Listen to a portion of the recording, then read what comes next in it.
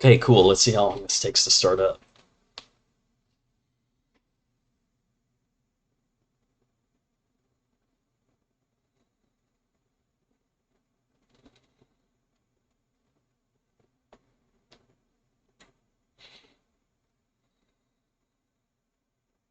Hey, Navish.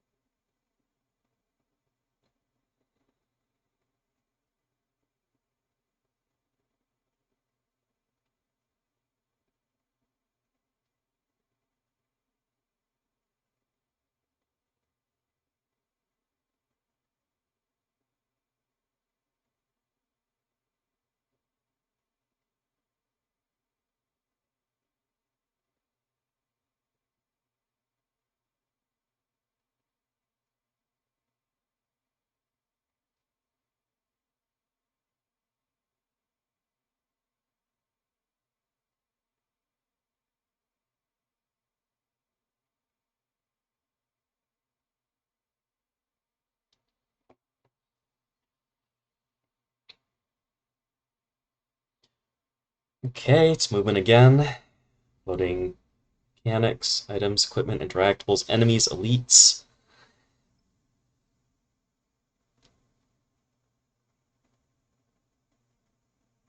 Actually, let me just add that as a window to OBS.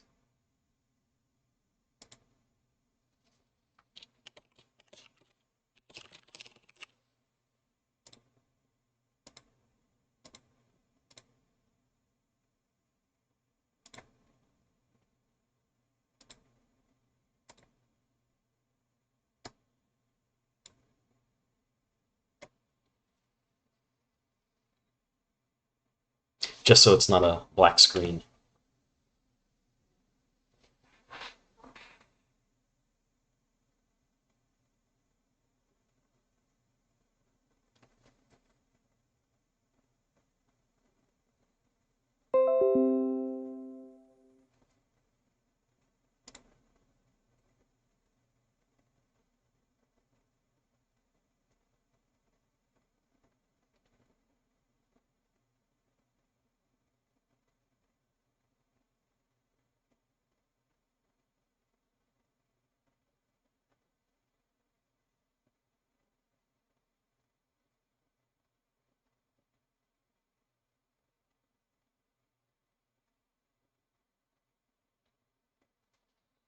Any second now.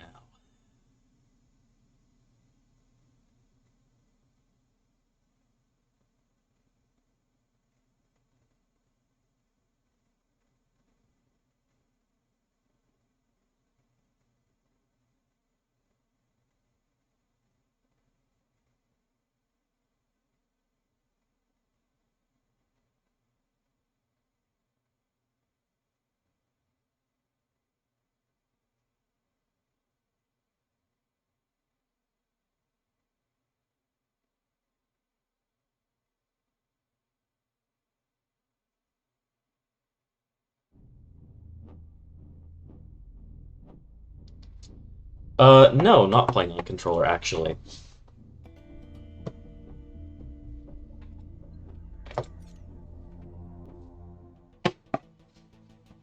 Alright, here we go.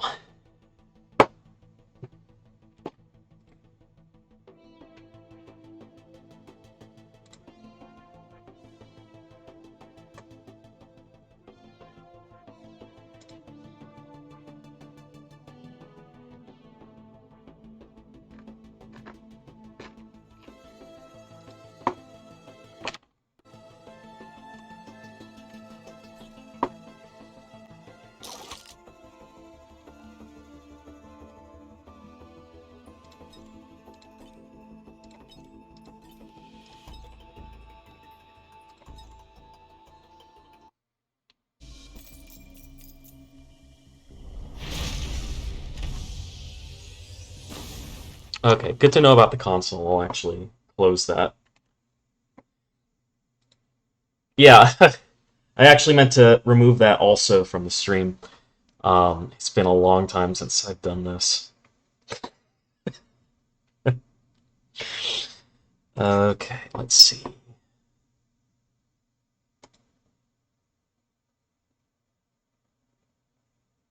So is clicking away from the console tab in the BepInEx GUI window enough, or do I need to close the BepInEx GUI window?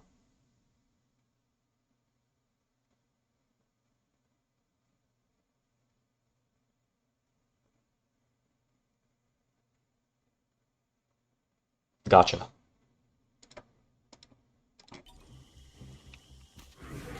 Yeah, this feels quite a bit better.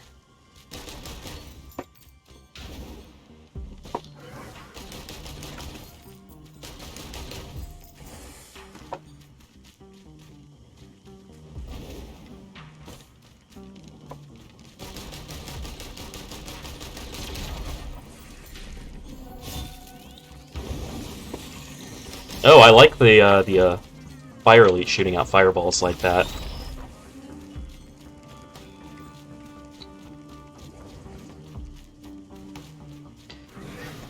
Definitely wanted the elites to have more distinct things than what happens when they hit you.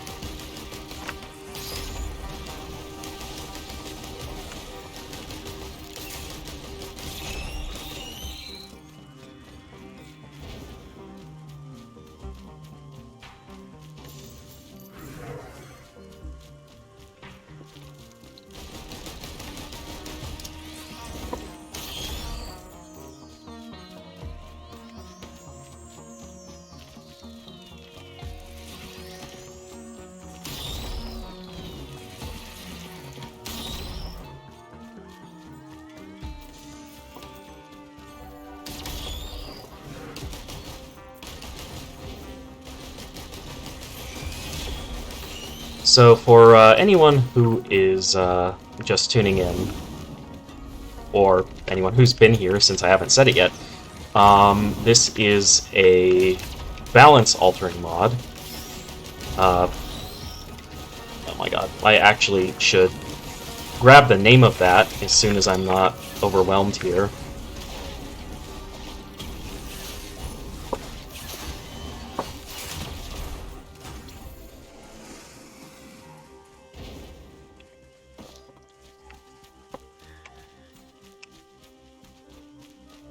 Well-rounded balance, thank you.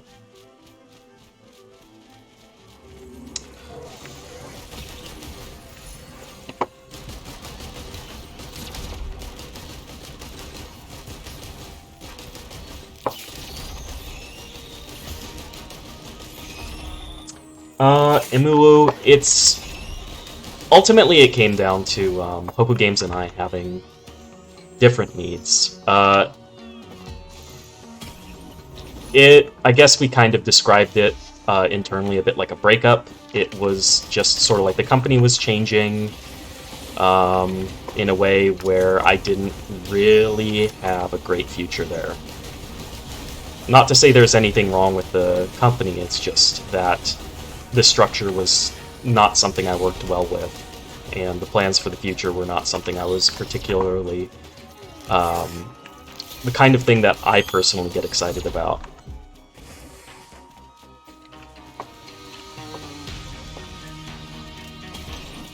Okay, I have spent way too long here already, based on how fast things are spawning. Which is really interesting, having this much stuff coming in right off the bat.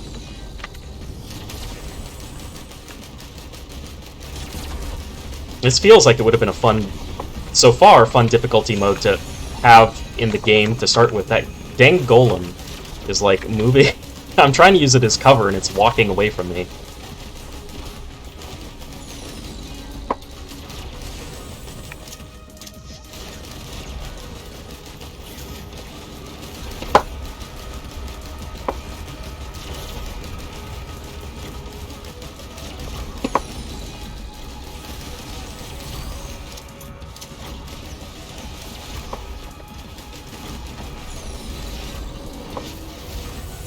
my god. I am freaking dying.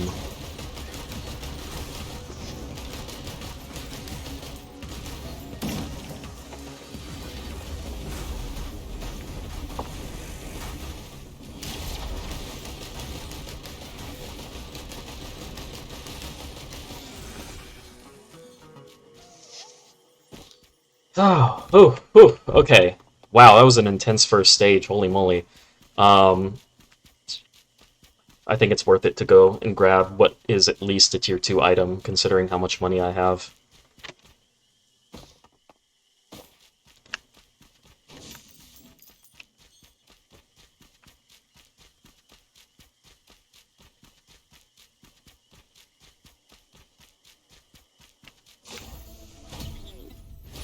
Yep, I was right. I was gonna say, good call. Good call from me. Congrats me, I'm the best. Definitely not rusty and bad at my own video game.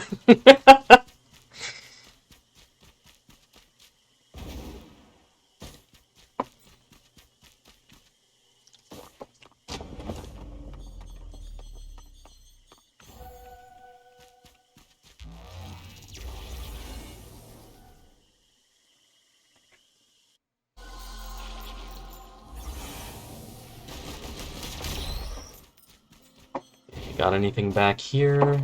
Nope. Ah, man, those roaches that scatter, those were supposed to respawn, but I just never had the time to work that stuff in. I also wanted to put those on the job system so that we could use more of them, because it's running like single-threaded, which is not great. I actually had a bit of a branch where I had done most of the work on that, but I had to drop it because there were more immediate concerns, and then I never actually got back to it.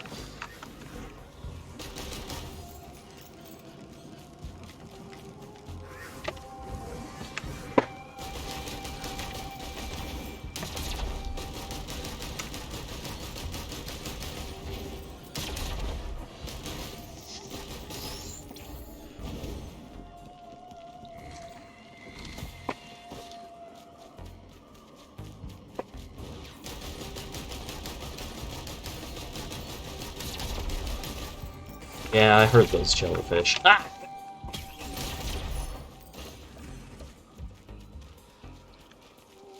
What do we got here? Shrine of Order. Interesting. Those usually don't spawn on this stage. Is that a feature of this mod? Surely it must be.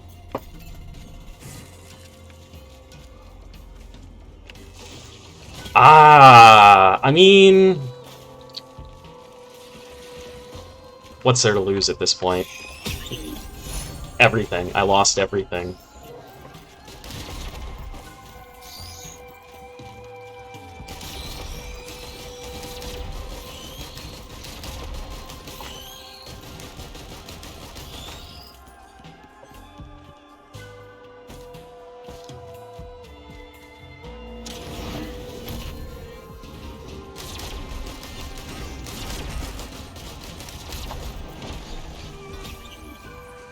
Oh, that's funny that the Order Shrine gives you lunars.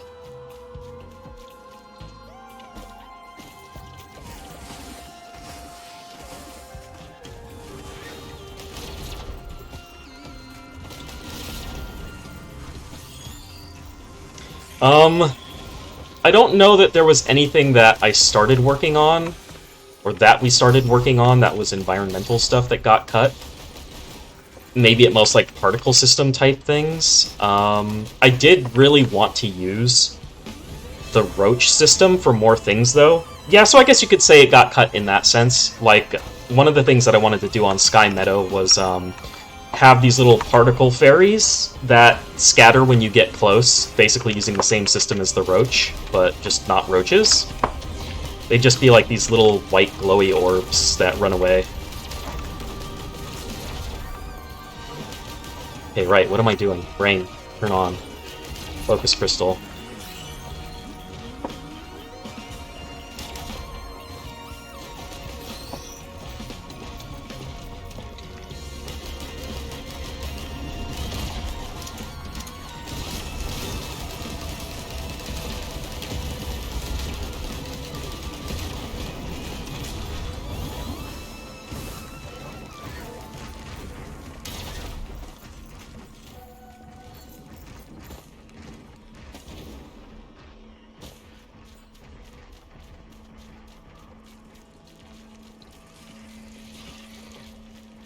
Hold on, before I hit the teleporter, I'm going to move the chat window a little closer to my game window so I can see it a little bit better.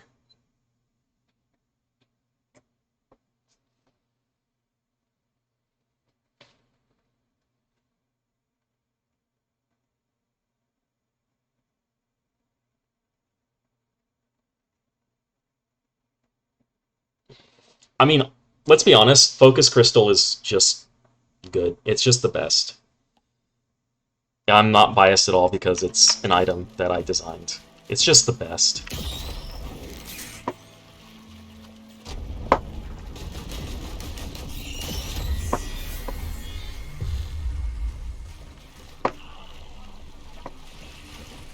So far, I'm actually having a lot of fun with this. It's really interesting having things move this fast. It feels generally like a fast forward on the game. Which Monsoon kind of is, but not to this degree.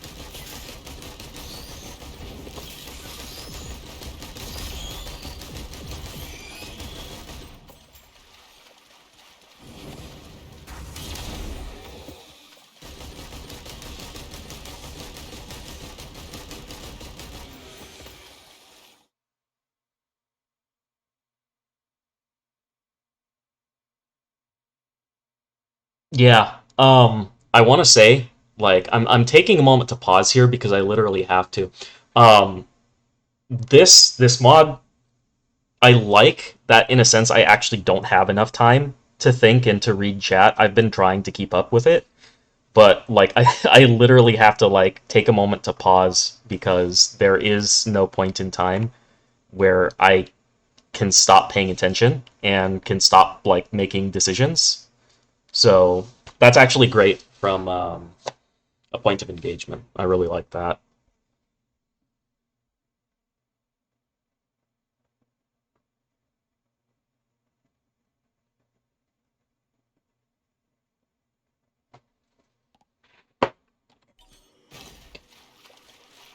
Two or more debuffs. Interesting.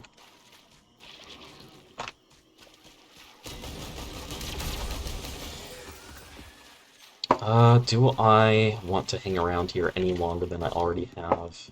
I don't think I have great options for getting around quickly to get stuff on the map.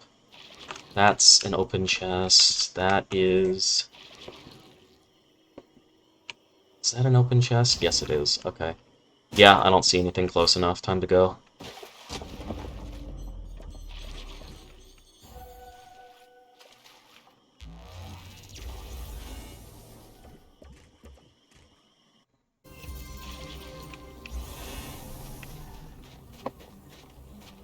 Yeah, Rally Point Delta. This is definitely one of the coolest kind of environments in the game.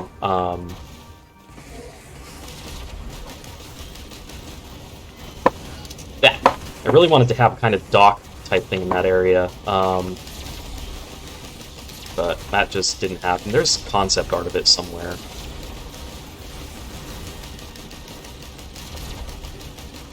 But of course, like, the whole thing also is that this game is like the work of a team, and everybody has ideas that didn't make it in.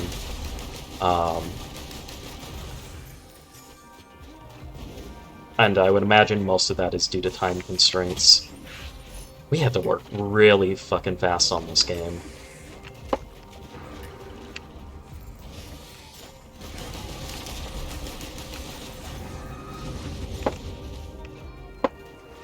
like time management was a top priority once we decided we were going into early access.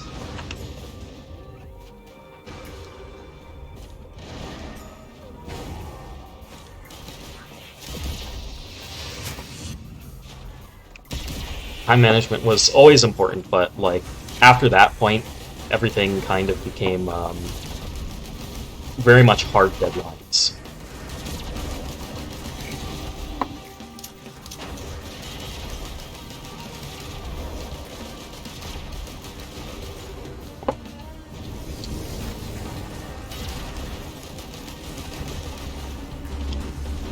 Okay, yeah. I gotta do something real dumb here.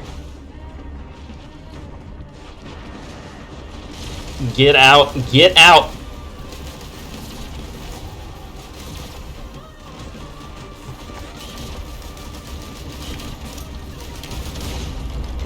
Oh my god, this is gonna get me killed. God damn it.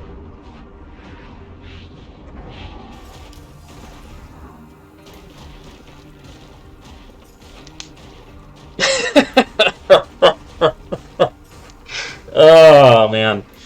My favorite environment. I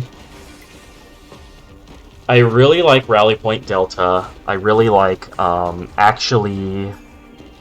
God, what was the new one in the DLC? The Swamp one. Oh.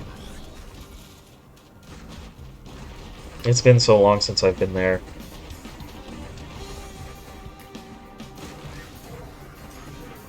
Sulfur Pools, thank you. Yeah, Sulfur Pools is amazing.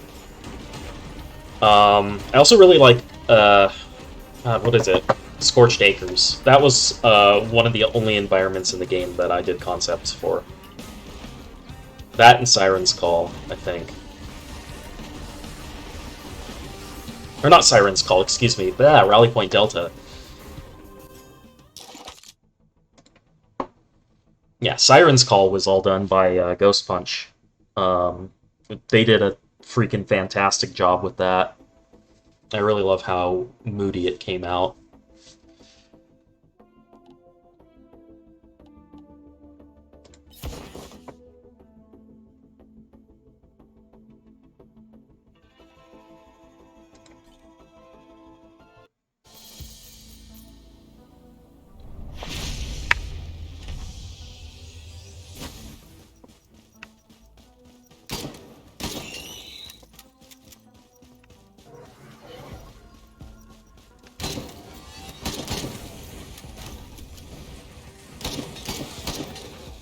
I actually don't remember. I drew the original concept sketch for Alloy Vulture. God, was that... I think it was just like we needed a new enemy at the time, and I had been sketching things out.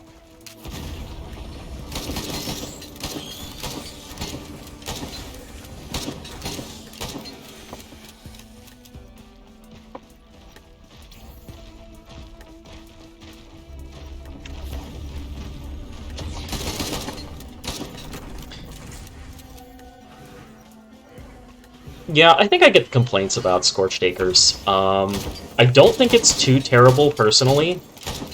Especially if you're using the arches to get up to different levels. And I do like the way that the hallways kind of make these, how do I say, sort of like swimming upstream type encounters with the Clay Templars when they spawn opposite you from the bridge.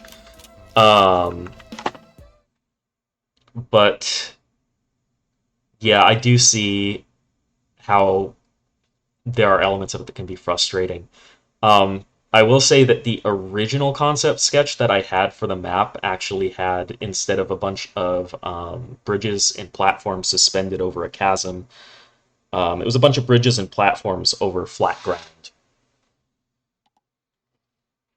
Kind of more of a mountainous area.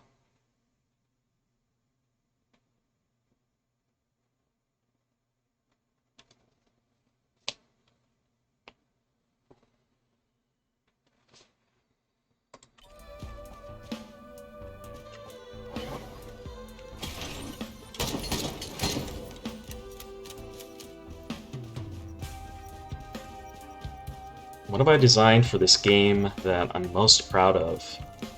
Um,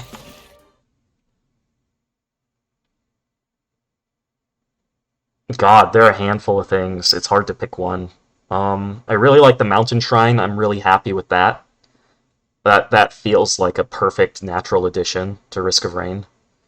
Um, I really liked working on the Vengeance artifact. It was just so cool seeing that come to life. Uh, I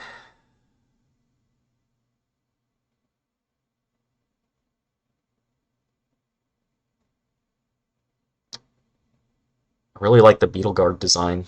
That's one of the ones that I designed.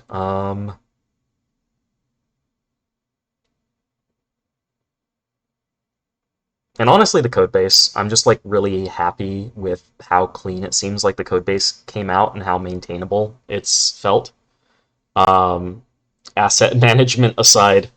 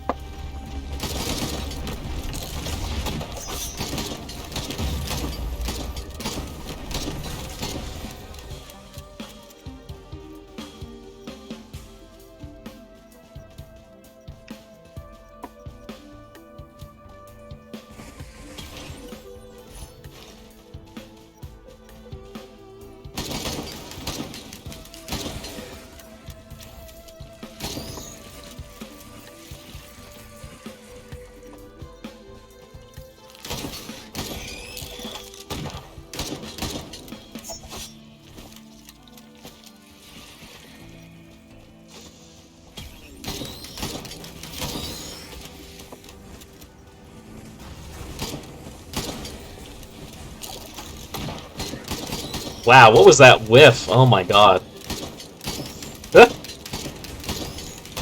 Okay, what am I doing? I need to be, like, exploring. It's been too long.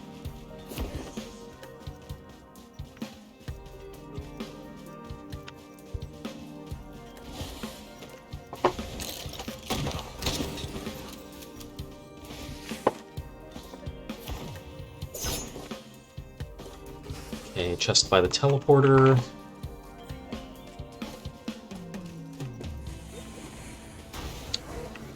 I'd say I'm also really proud of the design of Loader. That's something where all three of us contributed, where we decided to do our own independent pitches for a complete character and kit for Loader, and then sort of came together with them, picked out the parts that worked well, parts that worked well with each other. I'm overall just super happy with how Loader came out in the end.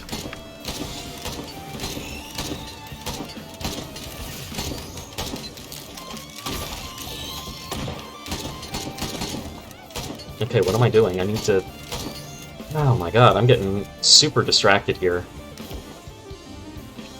Let's grab some drones, because I'm not spending that money on anything else. Grab some chests, spend the rest I have on the shrine.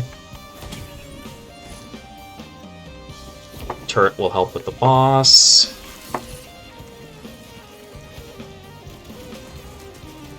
It might rob me of all my cash, but there's nothing else to spend it on, so...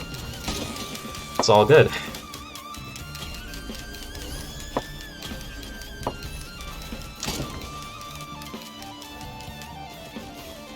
Imuwu, that actually was not my call. That was just something that Duncan decided, and we all went with it, because it's like, sounds cool.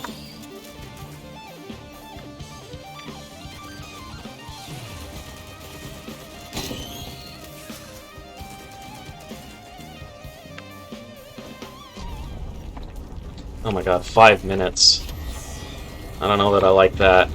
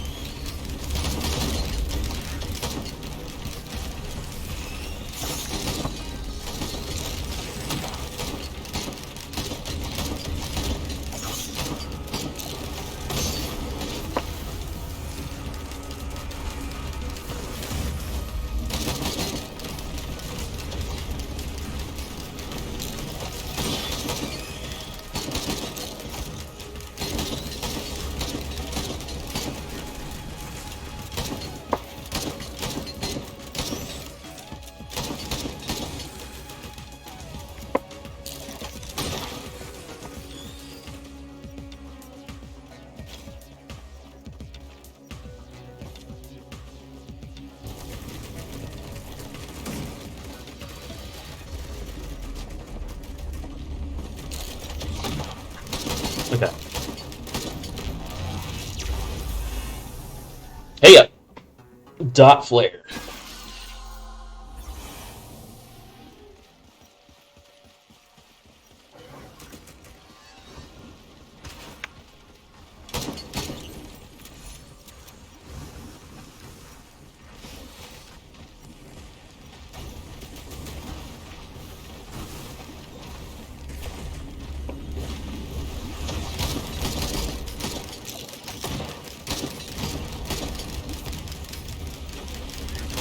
Ooh, fast guy. Okay. That's cool.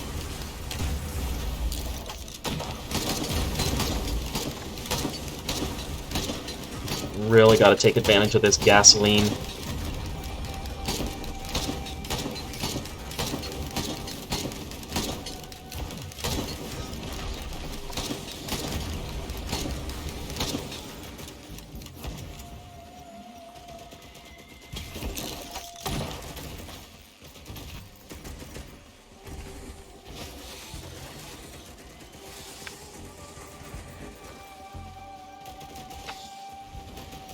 Yeah, I decided I kind of want to try out just, like, one mod at a time right now. I might start putting more of them together in the future. This is something I definitely would like to do more often, streaming mods. And this felt like a pretty good one to start on.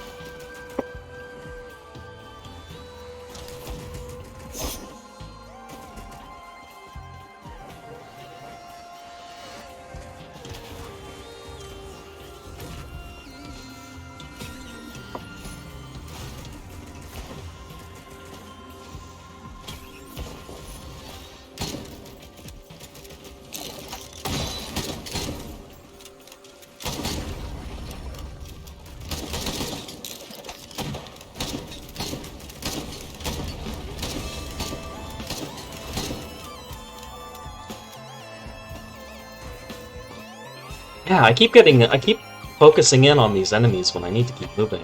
Uh,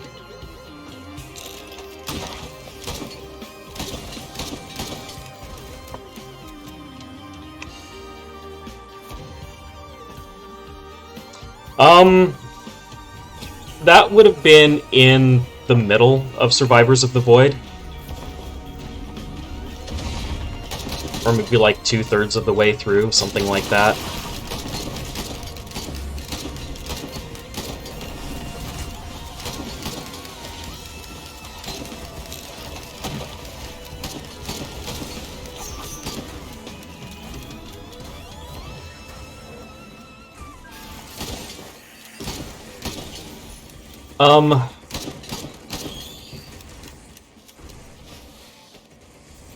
I worked on the scope system for Railgunner, and the weak point system for Railgunner. I advised how Railgunner should be set up for the kit that they wanted to make, contributed some amount to the kit. I worked on a version of Voidling that ended up getting scrapped. That was the last thing I worked on. I didn't really do much in the way of items, because I was stuck doing addressables for most of the development of Survivors of the Void. A lot of under-the-hood stuff.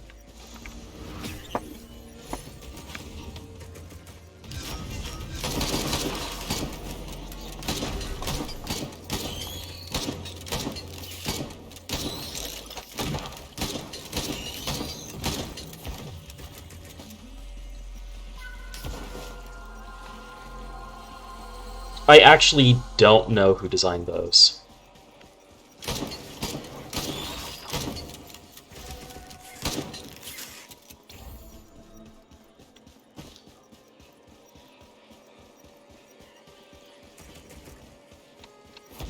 Oh my god, 11 minutes. Okay, okay. I might still be okay, considering I have Forgive Me Please and I just got Will-O-Wisp. I have Gasoline. Do I have any other on-kills? I don't think so.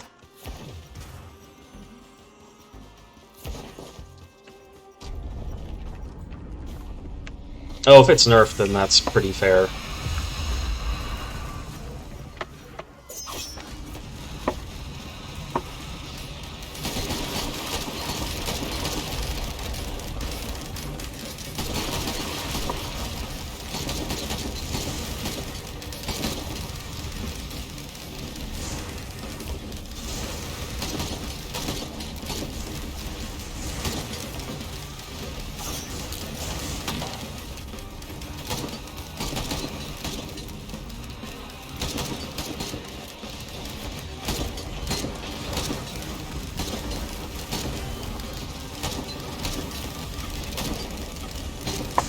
Good old left on Daisy. Ah! Okay, okay, okay. Not great.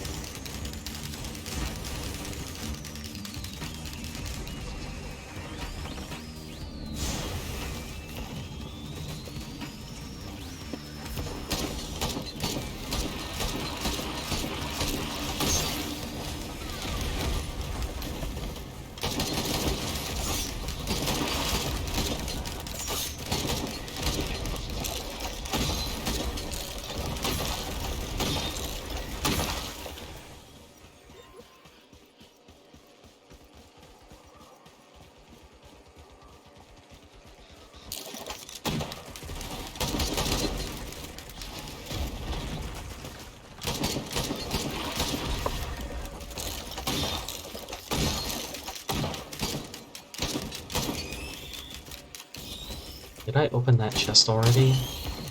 I didn't, okay.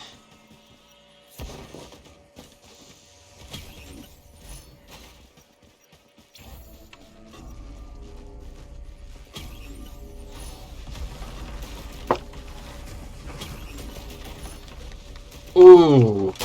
No, Forgive Me Please is better. At least in this instance.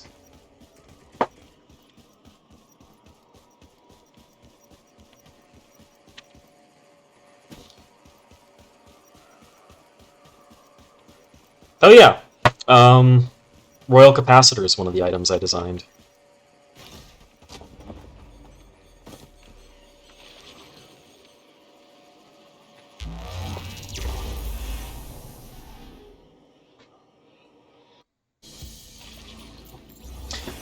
Forgive Me Please, that is an item that was developed by Ghost Punch, but I had kind of been pitching the idea for a while of you being able to have a sack of like little creatures you could throw out that would trigger on kills.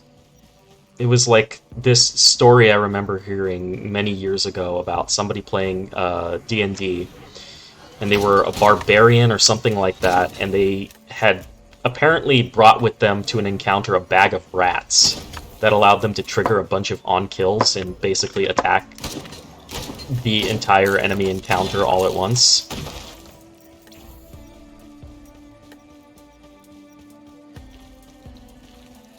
So that was something that I had been pushing for that eventually turned into Forgive Me Please.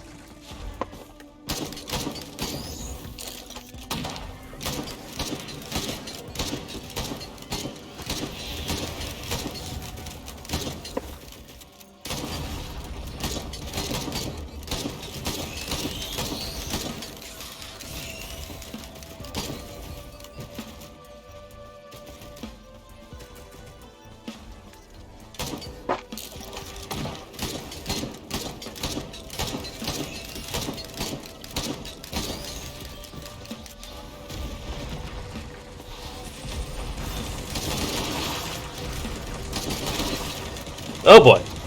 Hello.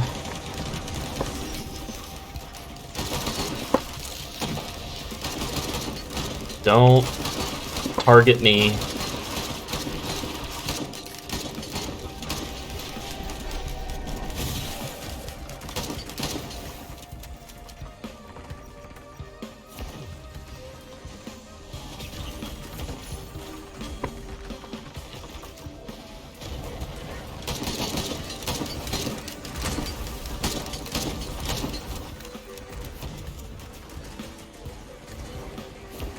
Yeah, Glacial Clay Templar is just heavy weapons guy with Natasha.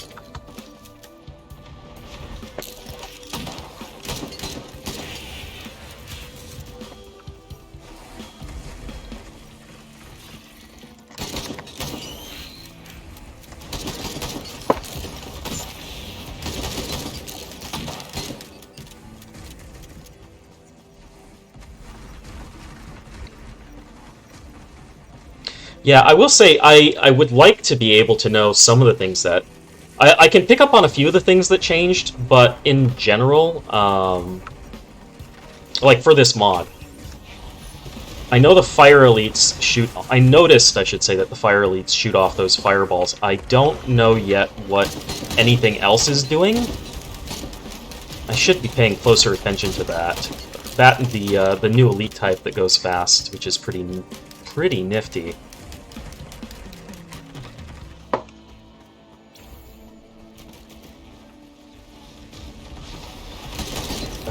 Do I want to trigger... Yes, I do actually want to trigger this now, or there are tons of enemies that I can use with Forgive Me, Please. Alright, come on. Oh, come on. Don't... Alright.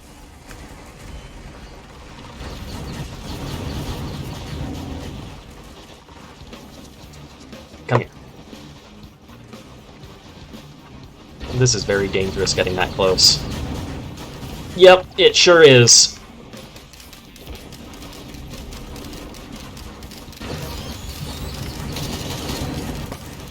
Does Leeching Seed work with dots? I thought it didn't. I thought it was explicitly on hit only.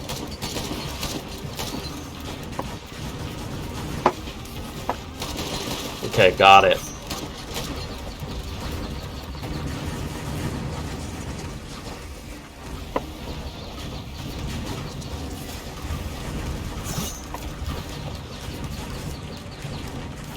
Yeah, I knew there couldn't just be one of them. This is getting real dicey. Ah, okay. Come on.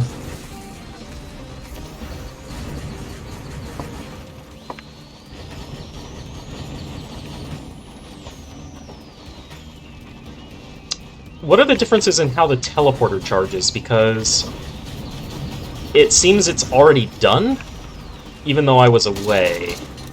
Unless I was in the circle long enough. Is it just faster, or does it also charge while you're outside?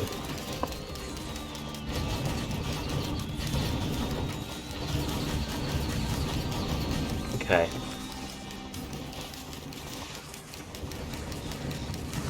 Now, where did everybody go?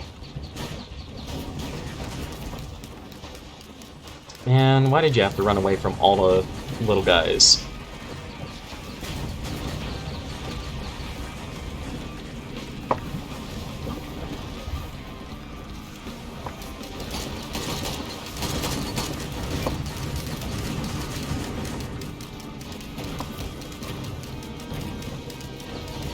Actually, it'd be great if you could suck them all in, so then I can trigger the on-kills.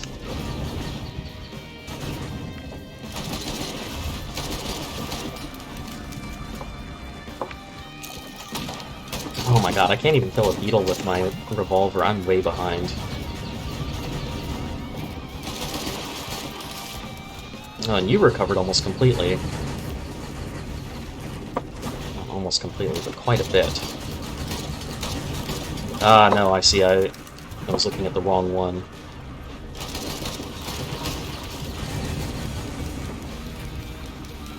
Yeah, 20 minutes for stage 3 is really, really not good.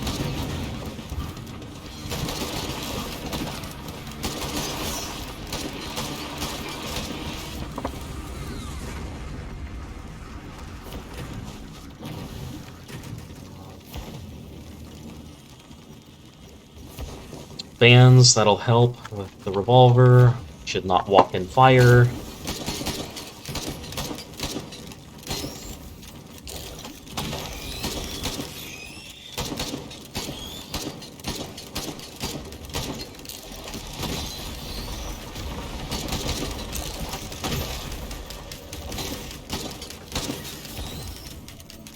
Okay, any reason I should keep messing around here? It does... So, I'm curious, are item spawns affected by this mod? Actually, no, this looks about normal. Yeah, this is probably normal.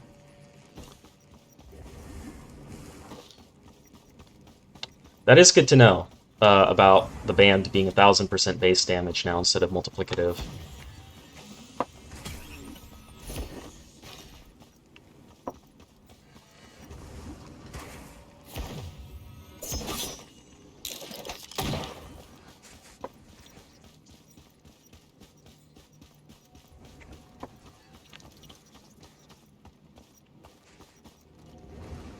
I don't know if Bandit can make this.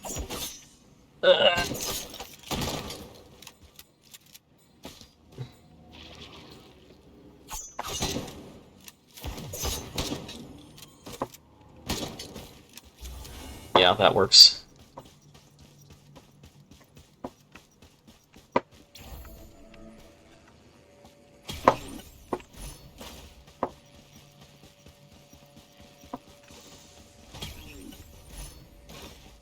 I really need more move speed to help optimize my cleanup.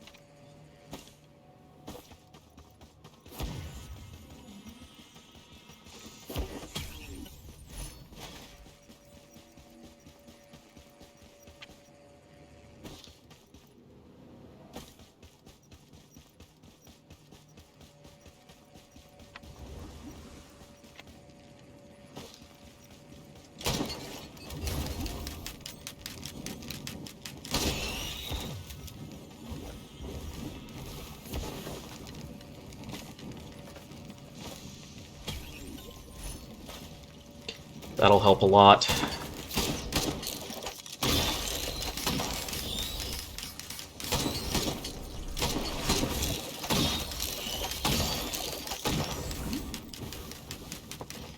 Recharge rate on the band seems to be a bit lower.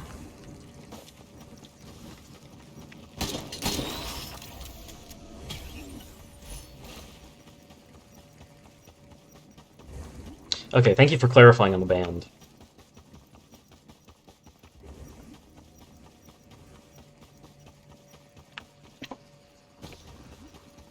Okay, okay, fine.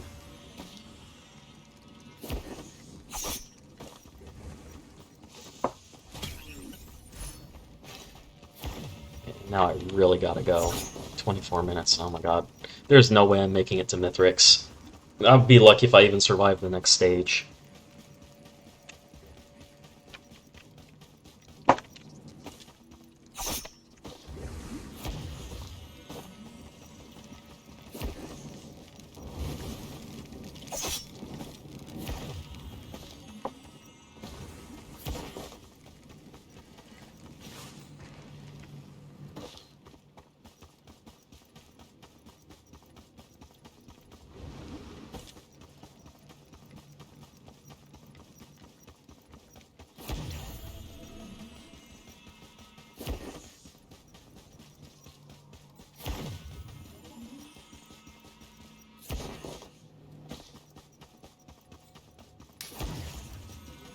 Okay, so there's a portal. That is useful.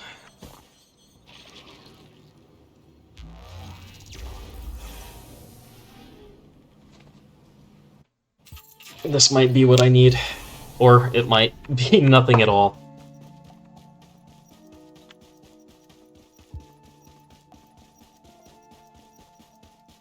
Oh yeah, I'm sure you changed gesture. I'm curious about that. Shop changes? Neat.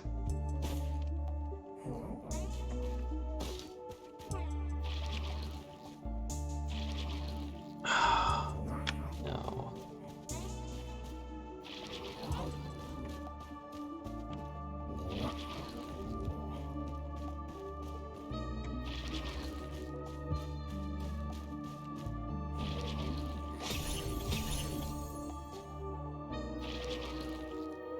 Okay, you pick. I see.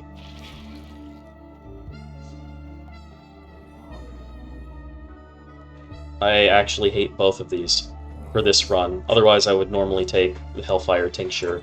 It's actually hilarious. I kept, during testing for Survivors of the Void, I kept taking Hellfire Tincture with Ignition Tank, thinking something would change. It didn't.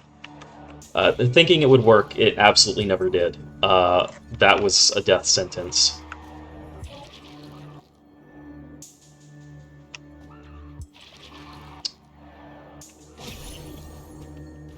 I'm gonna be honest, I don't like Focus Convergence. That also looks like a death sentence.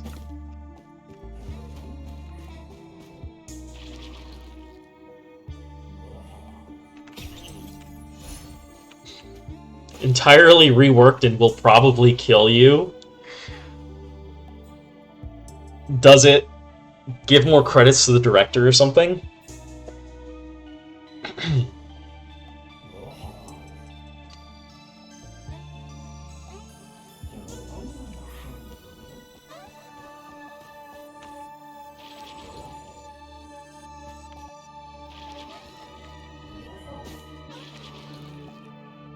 Oh, it's like you... Yeah, I see. Yeah, that would definitely get me killed immediately. It would be funny, but I do want to see more of the stuff in this mod.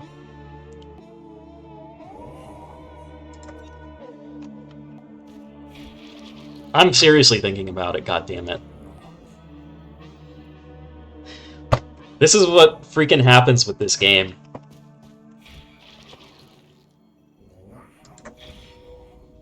What does this do? Okay. Okay, works for me. You know what? Yeah.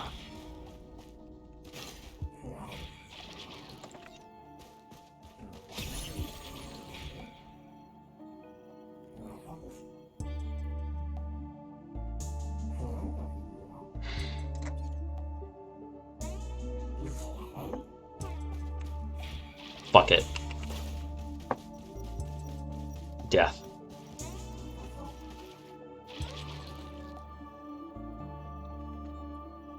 Ah.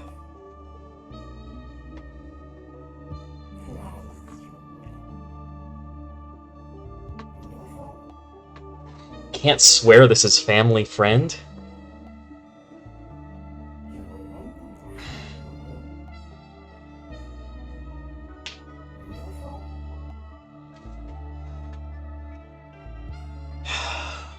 You're right, Frost Relic would go hard with Forgive Me Please.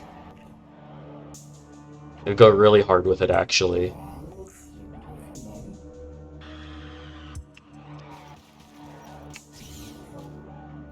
Ouch. Ouch, I hate that. Okay, I lost my Will-O-Wisp. And my band.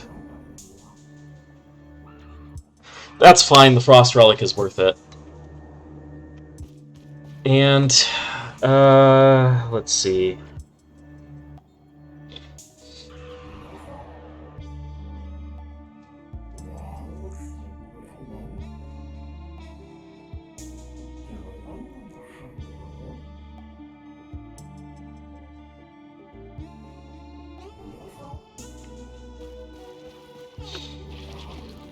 Do I want to do either of these? Alloy Worship Unit. Do I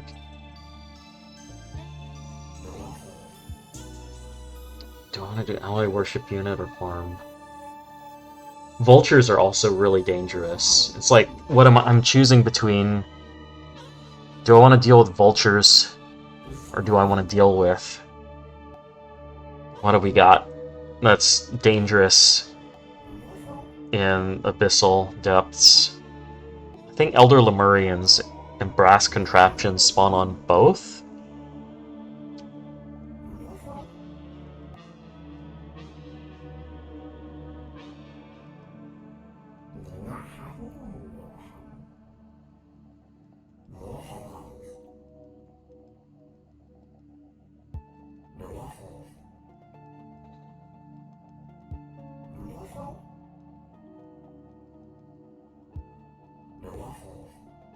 Is it really a good choice? Vultures are like, oh my god, I love them, but they absolutely will shred you if you let them live.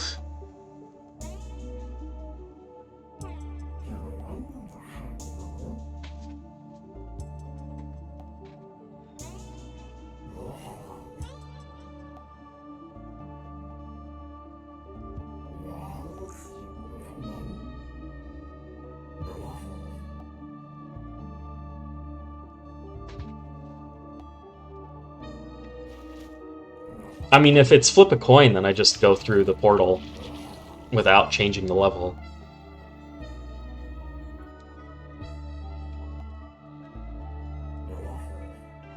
Do I want to do something really freaking stupid?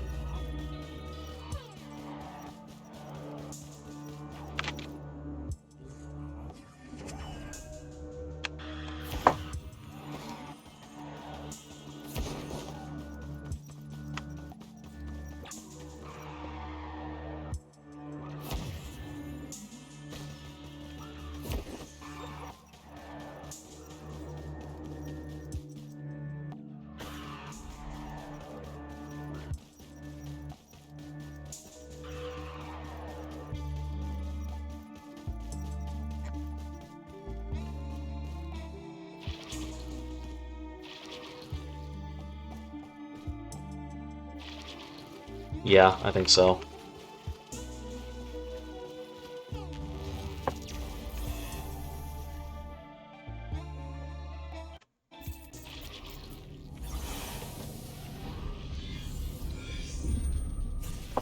Oh, no.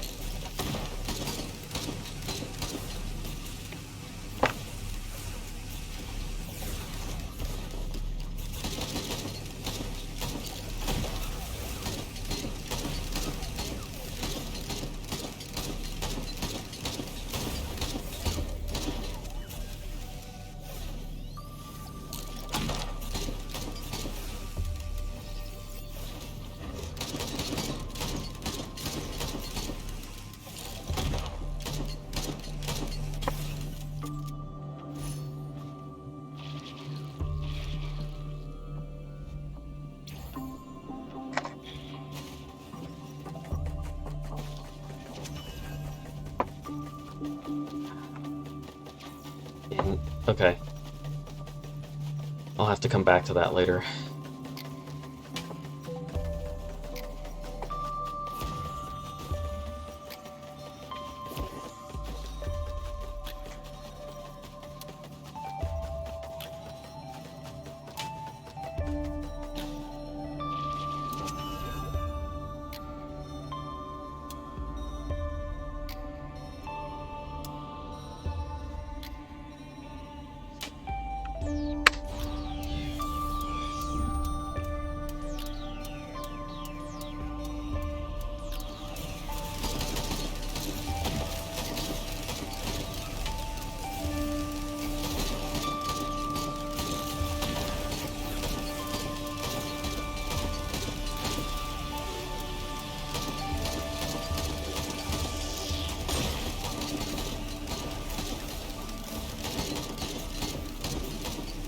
Wait a minute. Left on Daisy actually helping.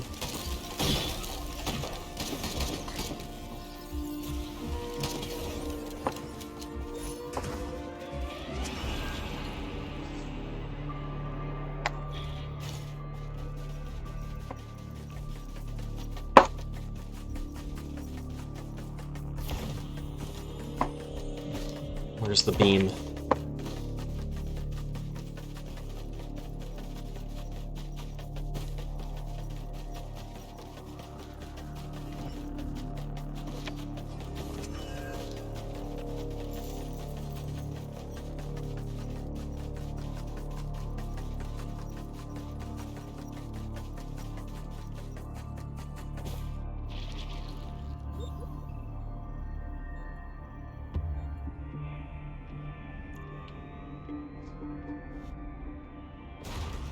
Ah! Great! Love these guys. They're my best buds.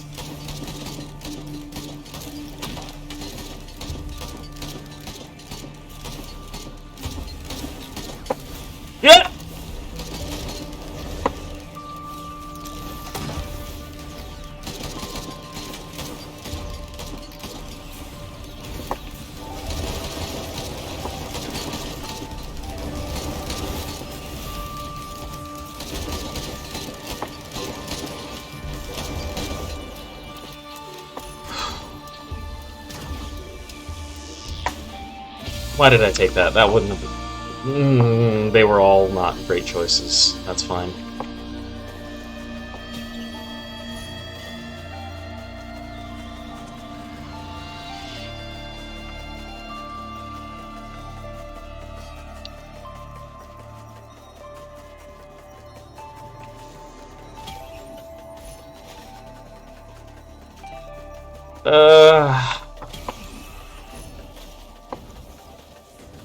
That's not really helping. Where's the beam? Oh my god. I'm dead. Rip run. Got greedy. I forgot about the fungus. I forgot about the fungus. Ah, what a dumb way for a run to die.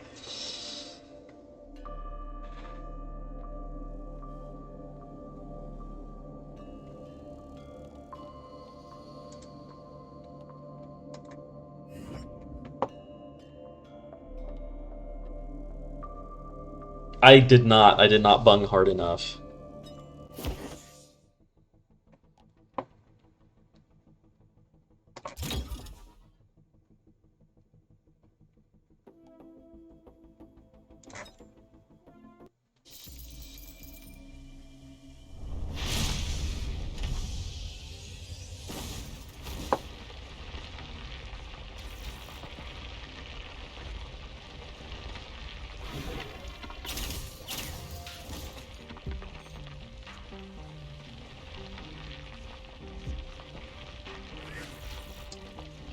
Yeah, I had hoped I still had the Warhorn regen. I didn't.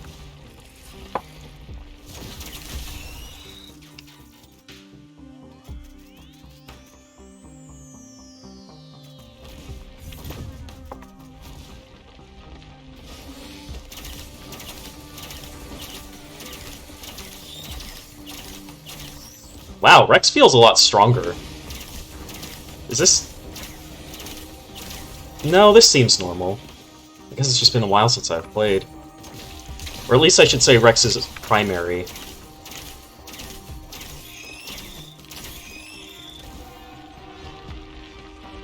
Try sprinting at a wall.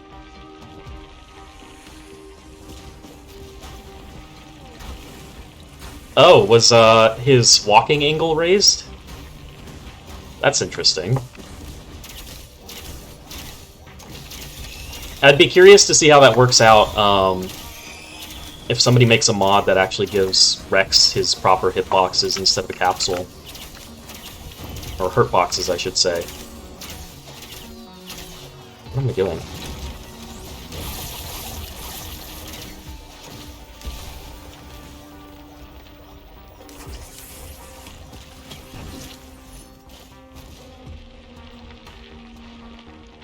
Gore, what would you do if someone called you Jor instead? I literally don't know. I think I would die.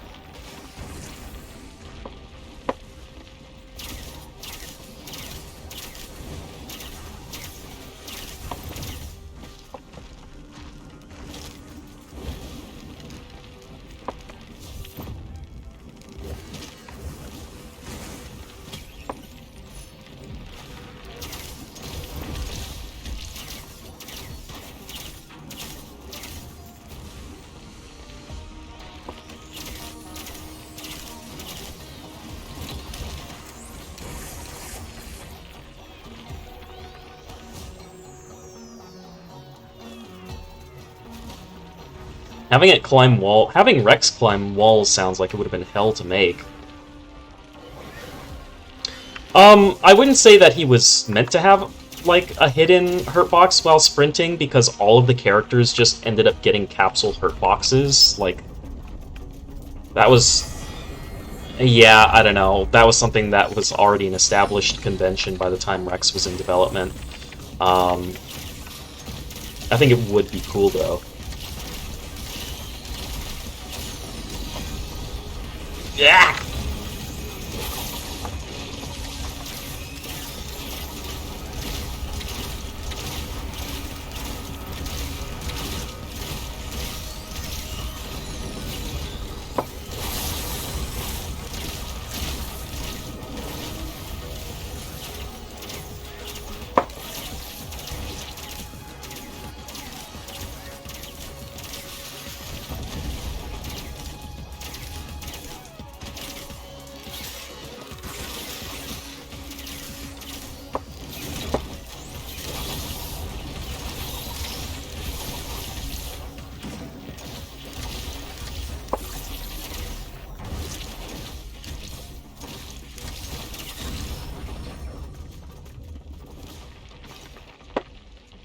Stealth kit?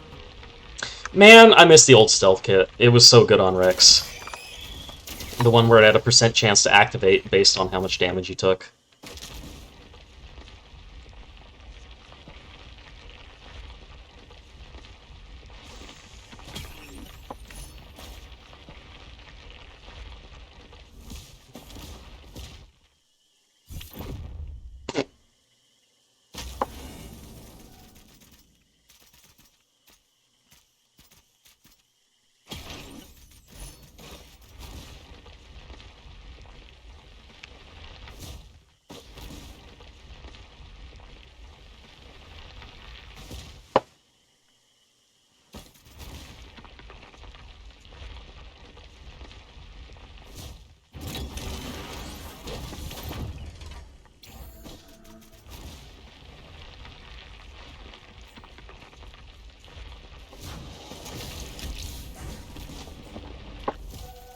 $5.29, too slow.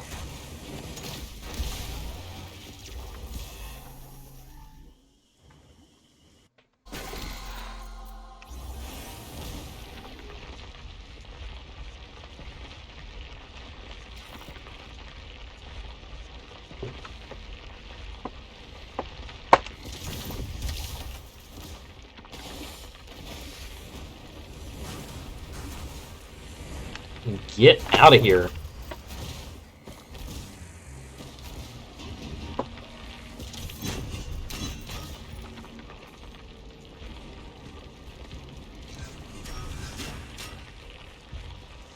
I did not see the scythe change. Oh, how interesting. How interesting.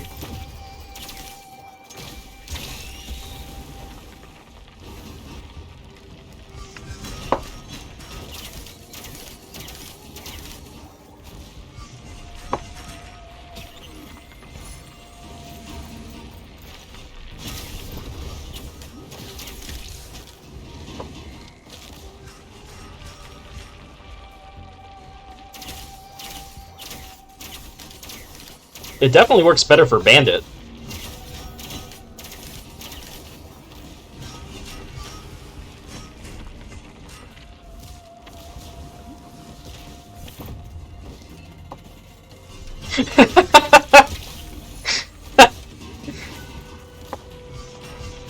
Oh boy.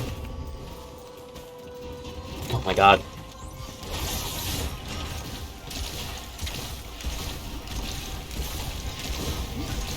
Need to blast this guy into a wall real bad.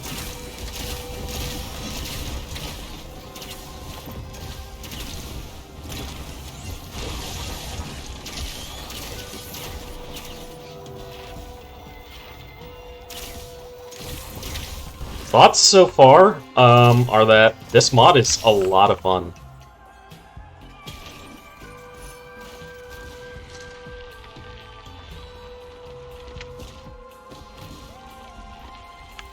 Hold on. It's like going from one ear to... Is this a stereo mic?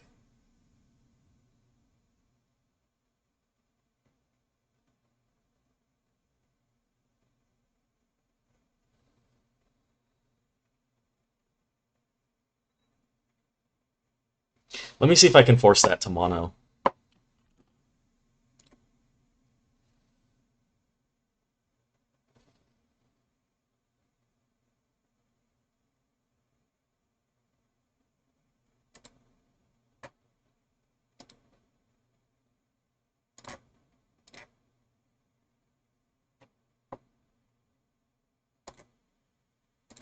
Okay, that should be forced to mono now.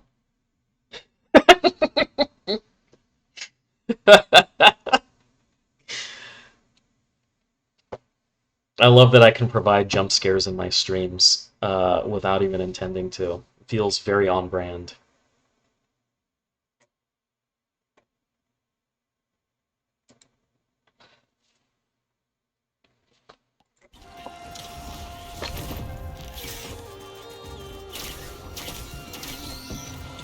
I can't just yell.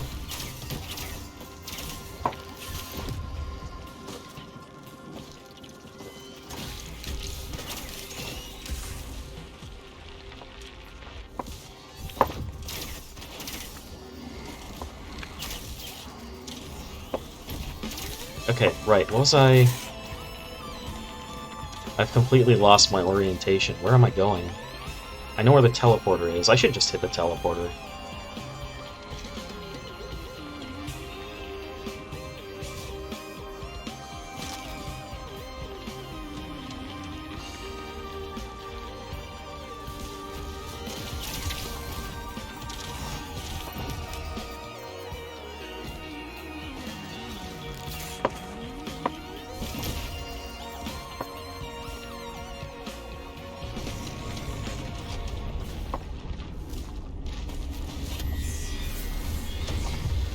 Ooh, I wonder if I can quick kill on this guy. Come on.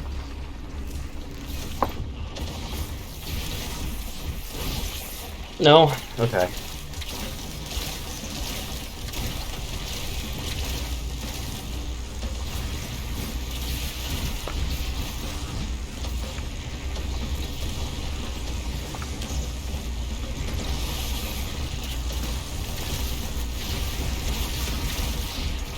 Whoop!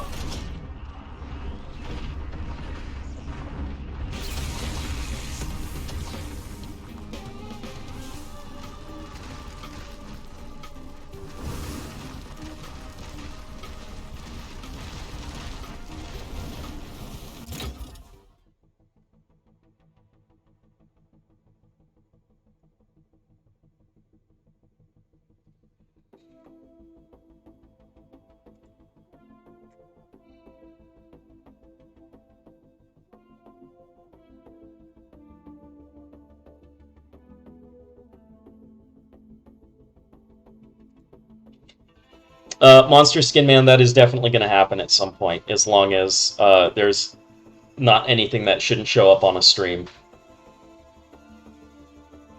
I do have the DLC. Why does that say it's locked?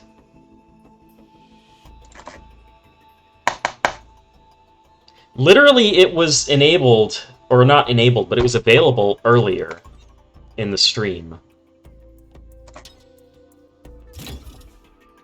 What on earth?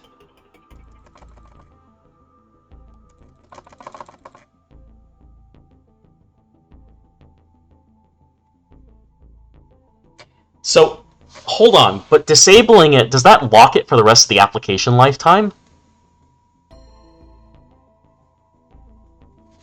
I see. It's been a while, it's been a while. Plus, I haven't really played much with the DLC, to be honest.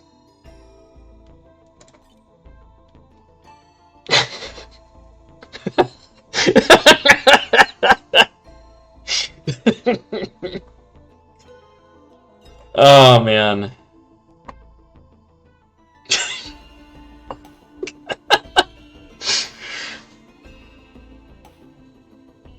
Ah.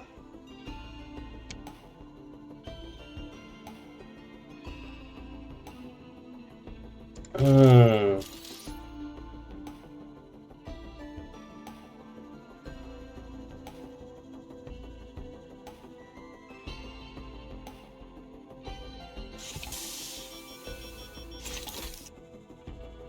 All right, what's the play here? Is there demand to see this mod with the DLC content?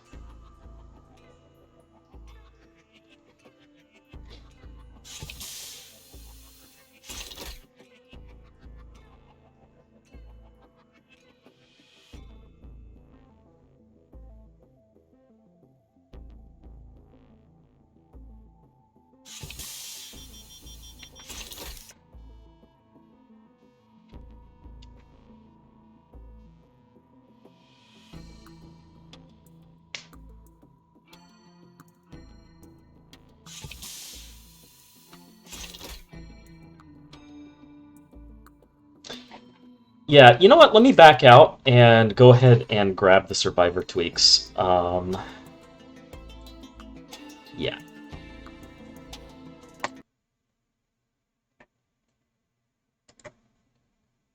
BetterDrones?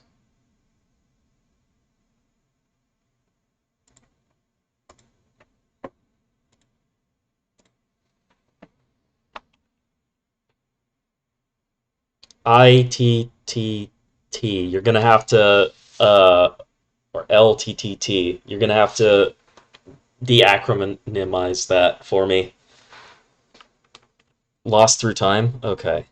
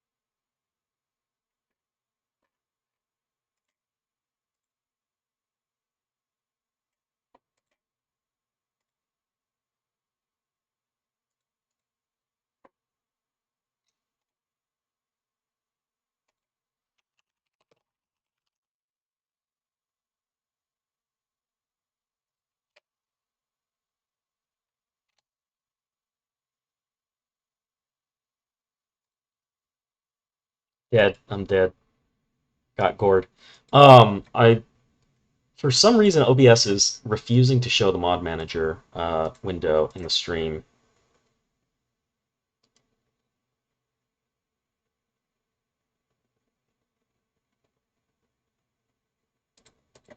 Come on, butthead.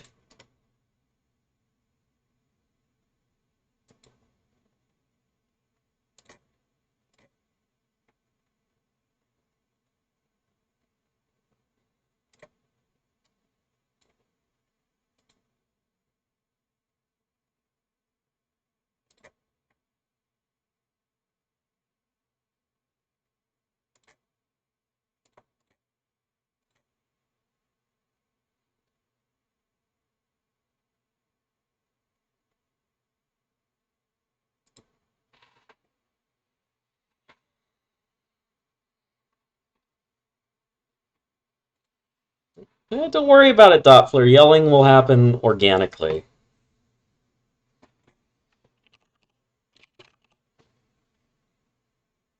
Okay, they're all individual mods. Got it.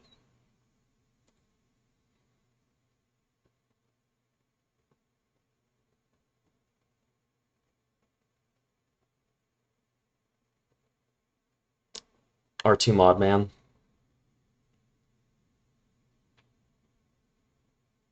Okay, I'll continue using this mod manager for the rest of the stream, but I think next time I'll be checking out the other one.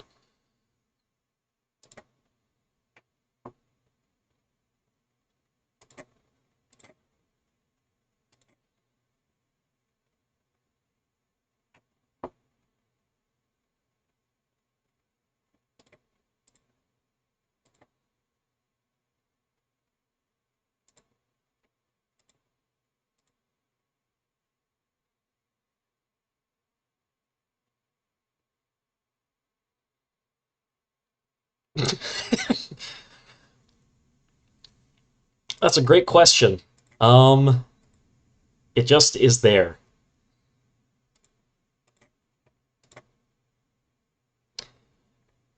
Yeah, I was a little surprised to see that the mod manager, the Thunderstorm mod manager, was pardon me, through Overwolf.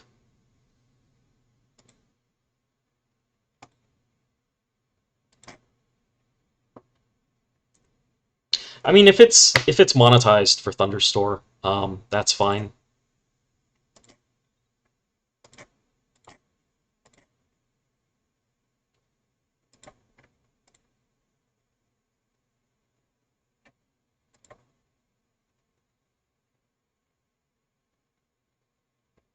Artifact of Blindness. This was one of the ones I wanted to add to the game. Let's see what we got here.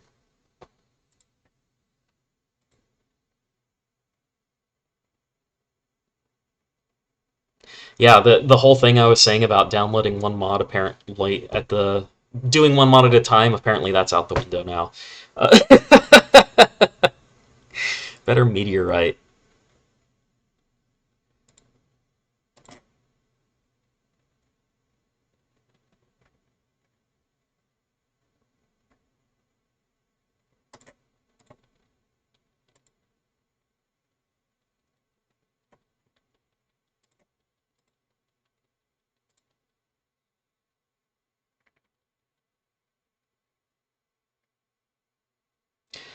A Rex skin?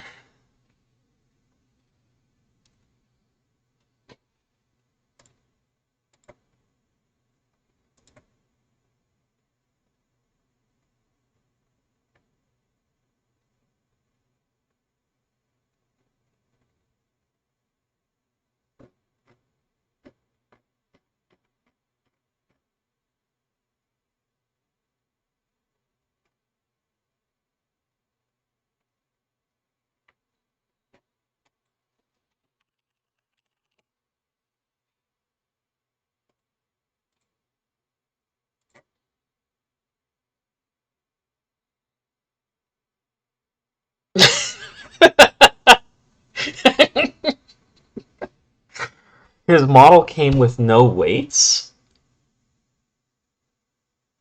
How is that? How is that possible? Like, did you rip it? You ripped it from the game assets, right? With the same ripper that you would use for anything else, and it just didn't have weights?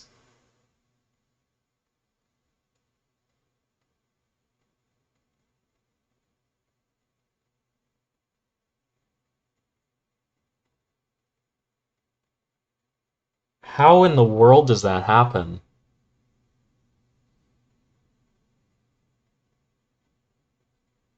I mean, they're clearly there because the game uses them. So it must be an issue with the extractor. Either the extractor or whatever's converting them.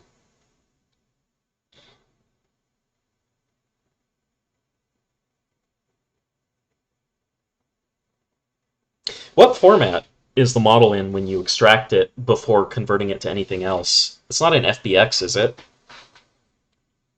It's probably some Unity-specific model format.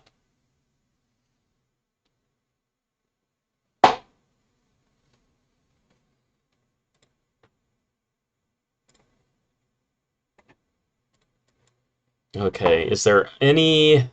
Right.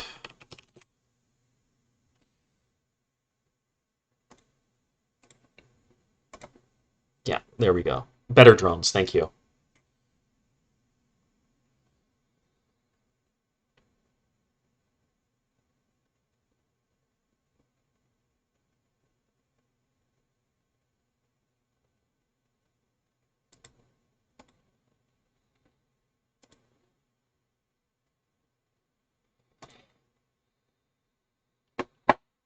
I think I'll definitely try Stage Aesthetic at some point. I do want the main focus of this to at least be kind of looking through the balance mods.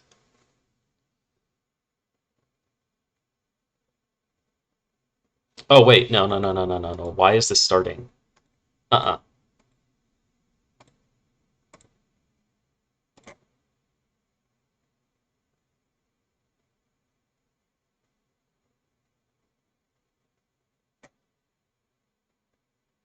Why is it... Does this not... Okay, it's already installed. There we go. Oh, man.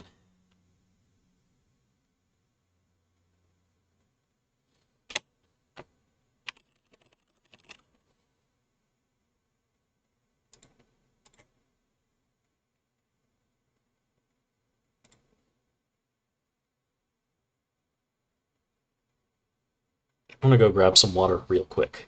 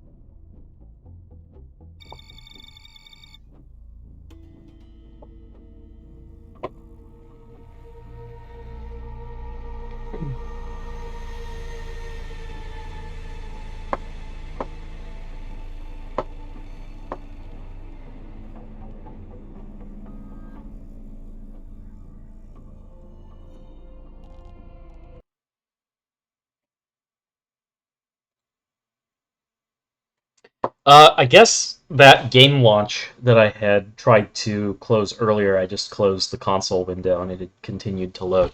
Um, let's take a look here.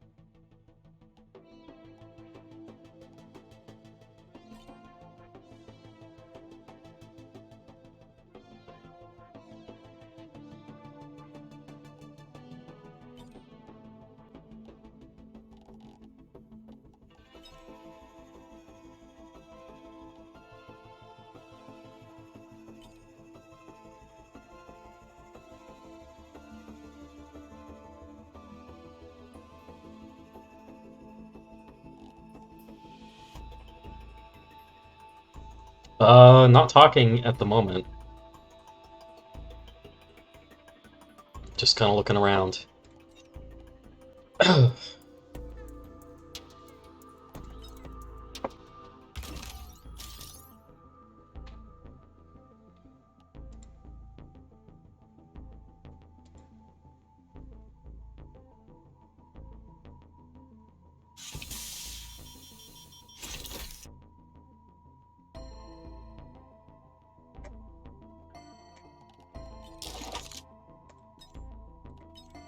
Ha!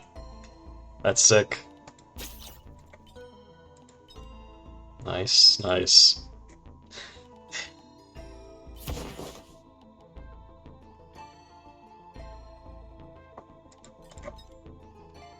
Ooh.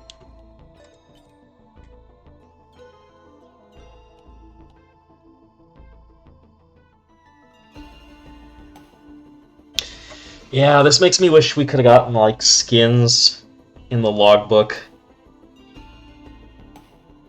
Like, a button you can click to cycle skins so that you can look at them in the model viewer. Because I actually want to get, like, a turnaround on some of these.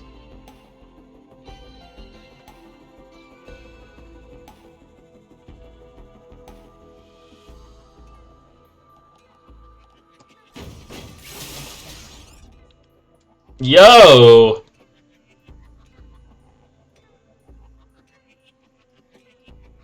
The way his head looks reminds me of the Grad from Metal Gear Rising.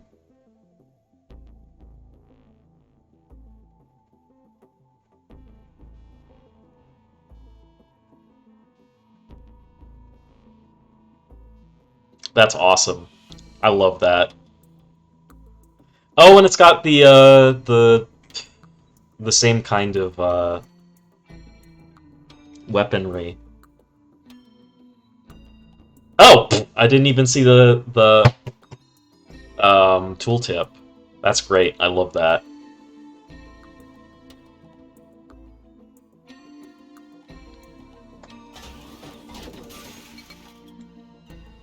Oh, that's cool.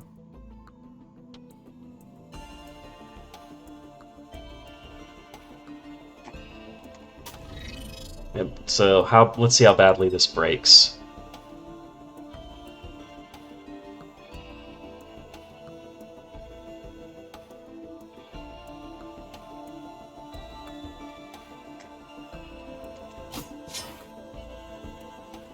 This is nice. I've seen this one before. This is pretty cool. The pattern on the legs looks great.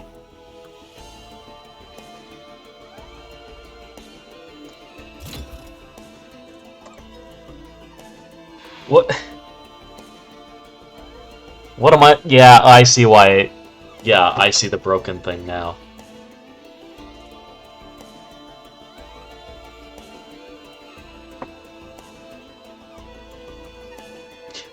I'll play as Rex with this skin in a moment.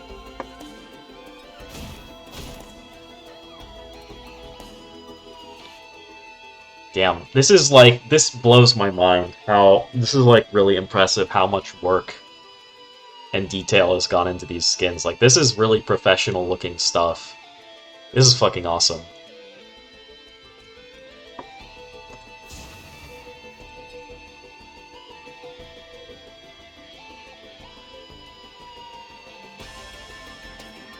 What is prehistoric? This guy kind of I see.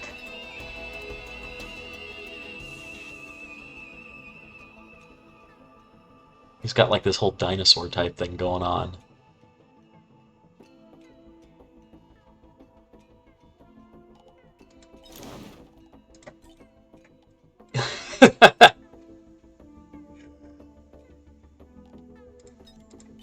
Yeah, the peg leg is a great touch. Oh my god, that cravat was... oh man, that probably shouldn't be too bad to model.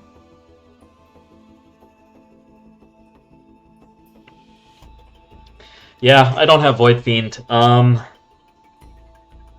played the DLC a few times with friends, got up to Voidling, didn't beat it, and just like, we didn't really play much after that.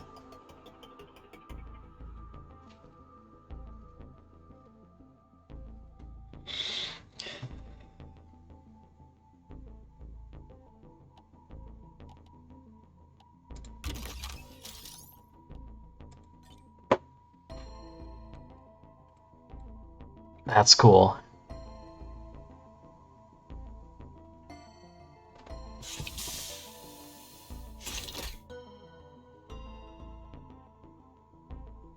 Yeah, I'm familiar with the story. I know this nickname. Yeah.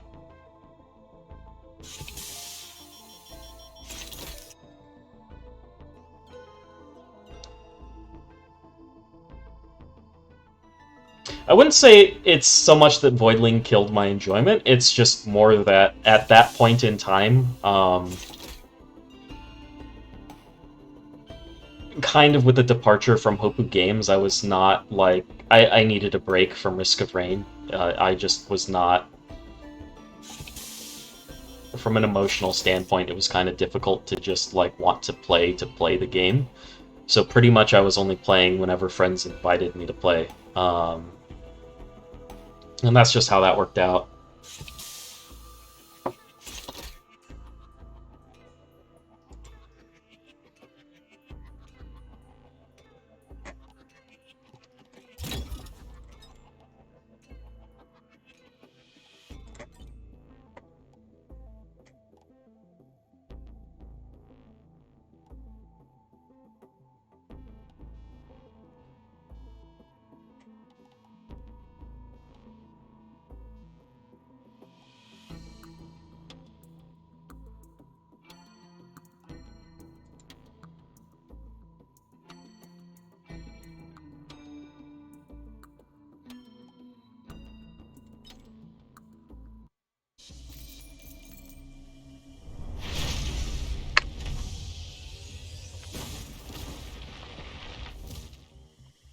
Ah, man, I love that. That's freaking great.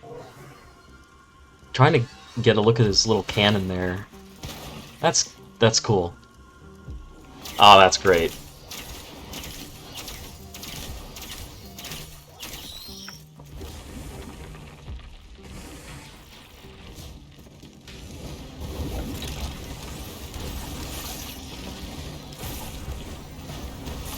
Honestly, I should be playing with Frailty on if I'm playing as Rex.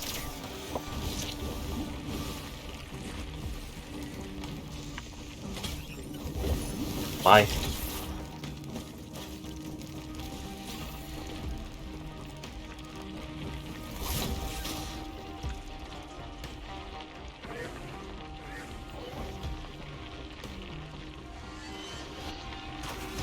Oh, man. That's so weird. It's cool, but it's so weird. Okay, I'm gonna die. I need to actually start, like, paying attention.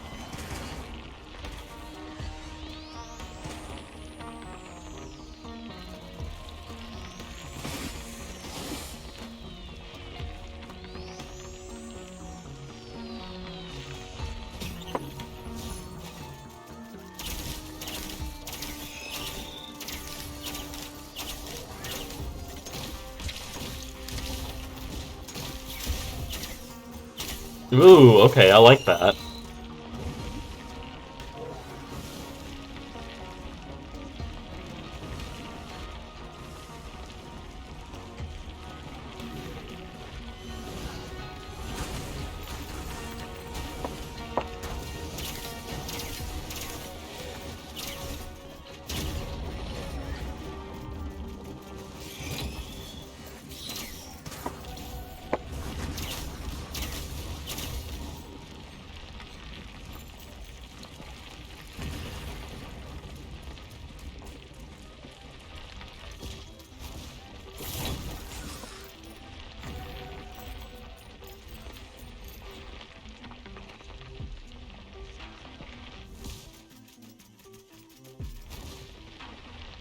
Go up the tree.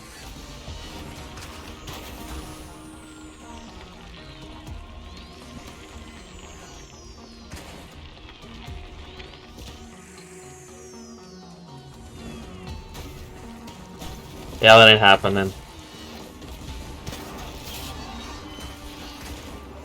I tried that. It was also not helping.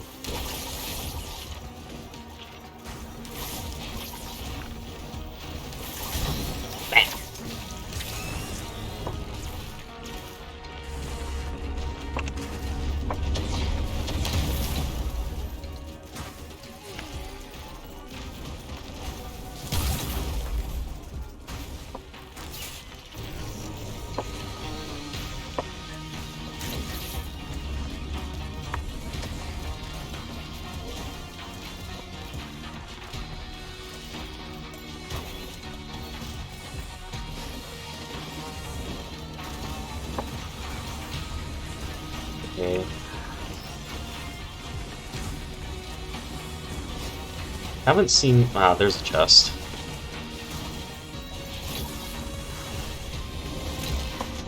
Blech.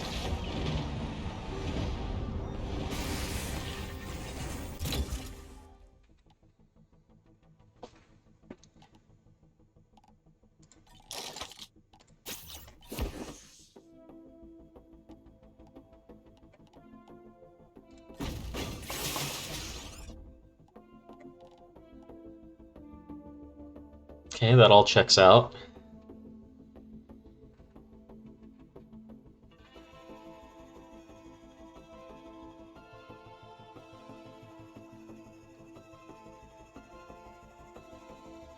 You know what? I won't be able to... As funny as it would be to do this, I will not be able to defeat Voidling with double power saws.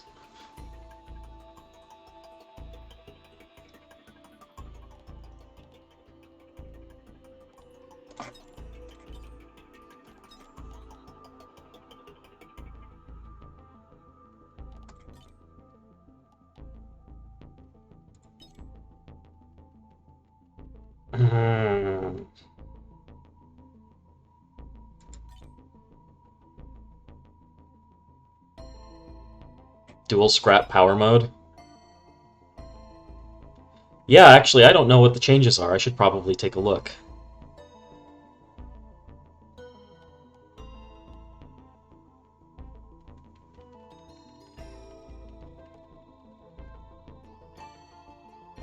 Oh, the only tweak is to power mode?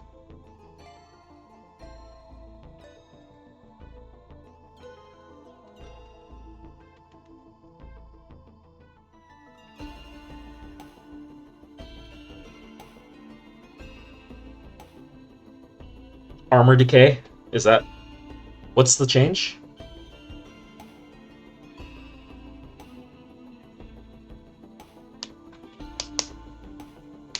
That's it? That's the change? Okay. I could have sworn it did that in vanilla. Was that something that got patched out?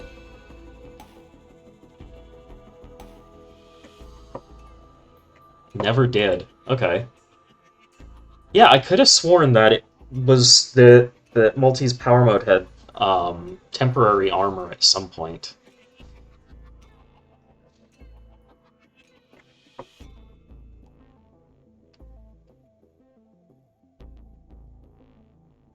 Damn, really could have used another secondary.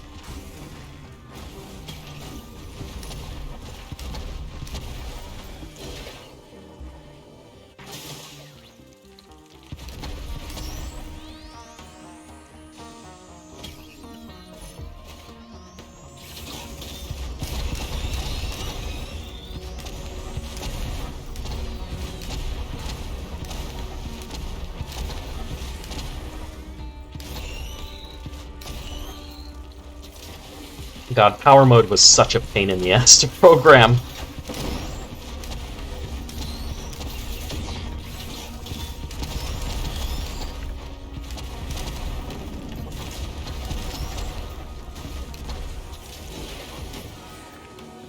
Healing drone? Oh, there it is, yeah.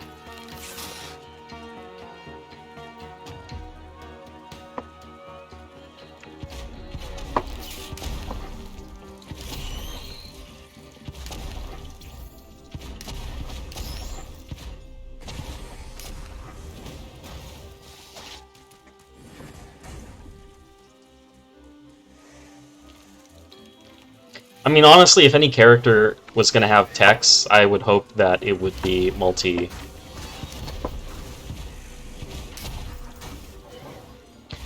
I think a lot of people figured that multi was like a replacement or a successor to Hand D, but the actual case is just that we wanted to have a stance switching character, and a robot made a lot of sense.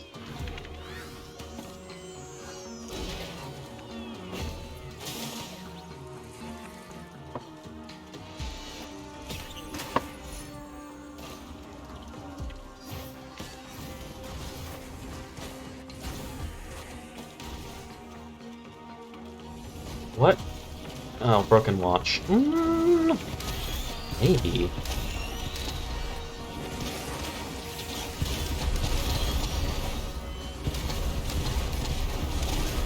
Bleed isn't going to be as good since I'm using the launcher. Yeah. I would take Broken Watch in vanilla, but not in this difficulty. Oh! Okay. I see, it's changed, so it won't break.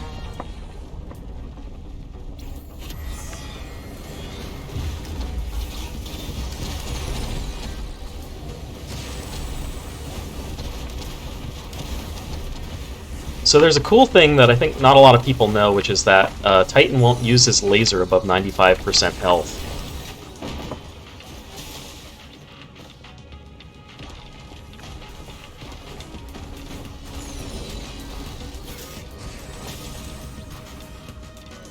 So you can just, like, ignore him and fight other enemies, or just focus on one Titan at a time, and he won't be able to laser you down.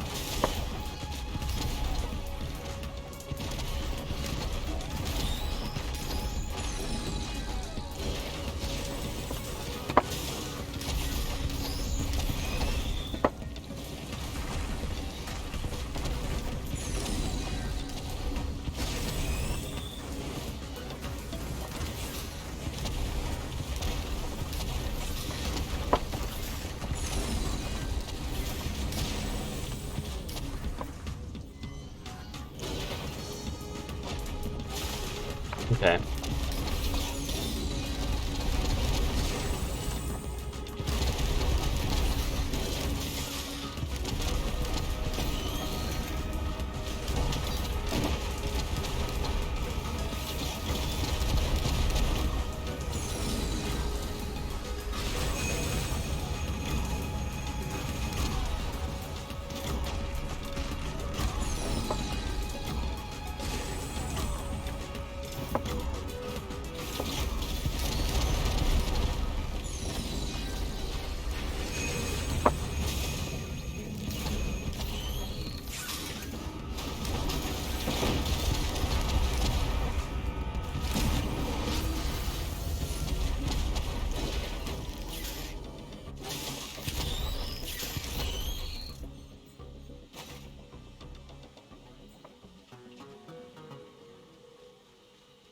Up to a maximum of 30.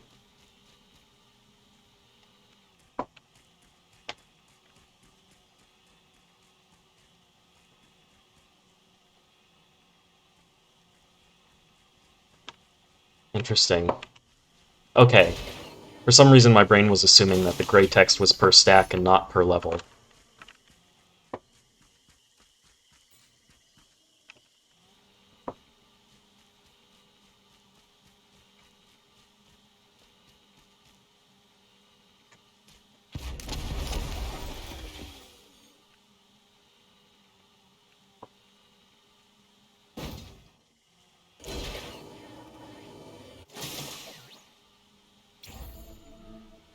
Yeah, I think it's because in vanilla we never really used the gray text for per level. So I guess I just kind of assumed that, and that's not something I should be doing in this case. What is this printer for? Mocha? Yes.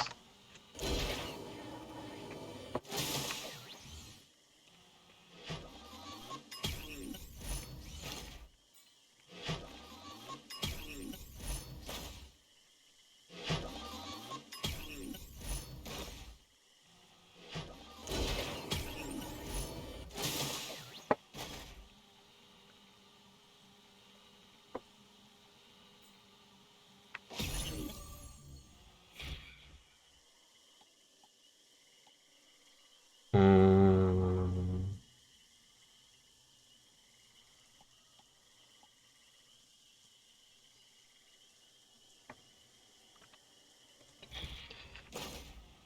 Sorry, Biz. I'll take it next time.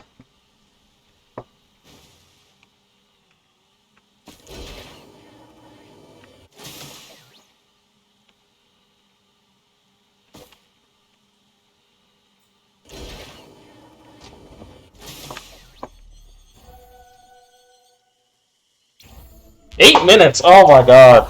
Oh, I'm getting worse. I'm getting worse. And I have like, what? 1, 2, 3, 4, 5, 6 items, 4 whites, 2 greens. That's really bad. That is so not good.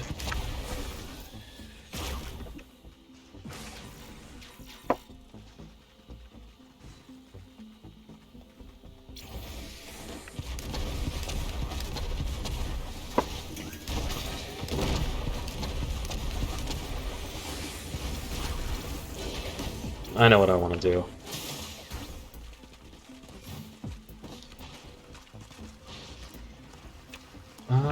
Wait, why are they infighting?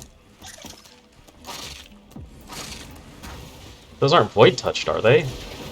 Okay, that's it.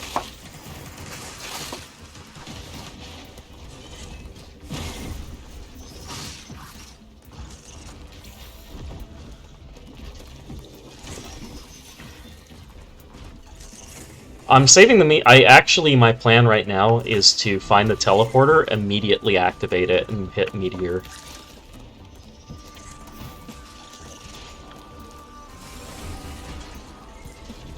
Yeah, I remember that from Vanilla. I just saw that the enemies, I mistook the wrong enemies for infighting. I hadn't seen the purple guy, so I was a little, like, unsure what was going on there. I don't have any vertical option to get up there. Where's the teleporter? Do I really have to go through the...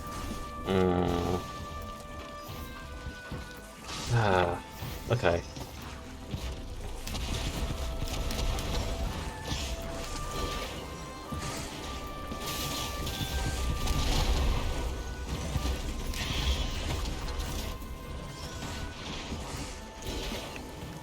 Oh, it has a lower cooldown. Okay.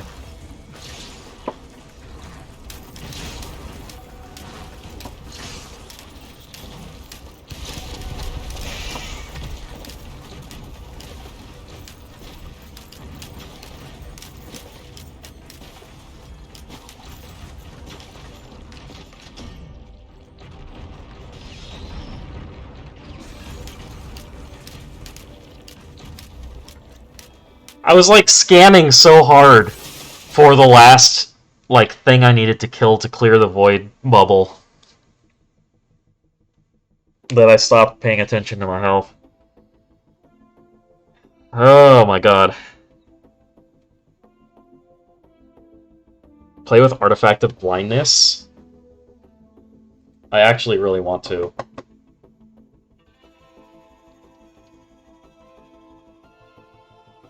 Well, I'm gonna see if I can find a quick snack or something. That probably will help my brain actually work.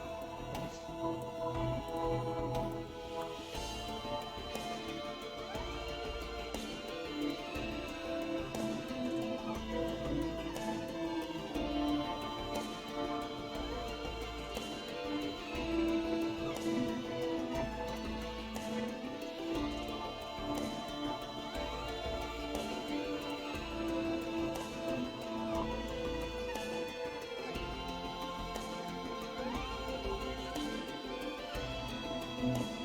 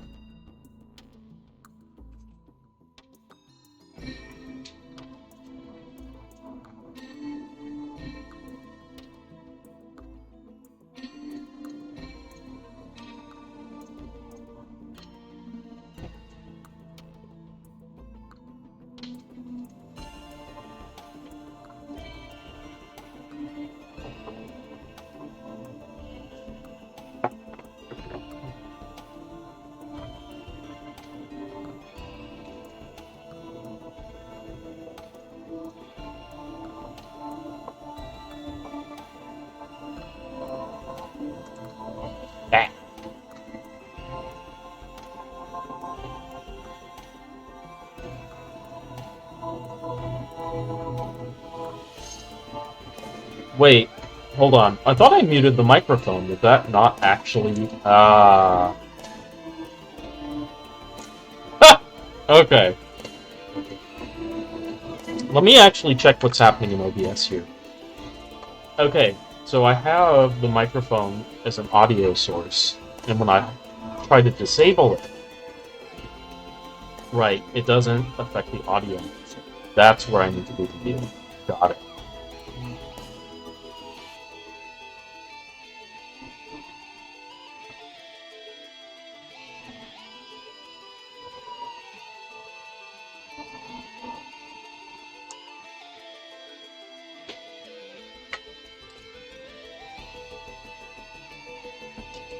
I'm sure everybody also loved the doubled up audio.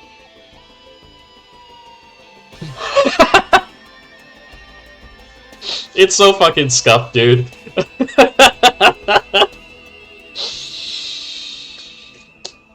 I'll figure it out. I'll get this shit sorted.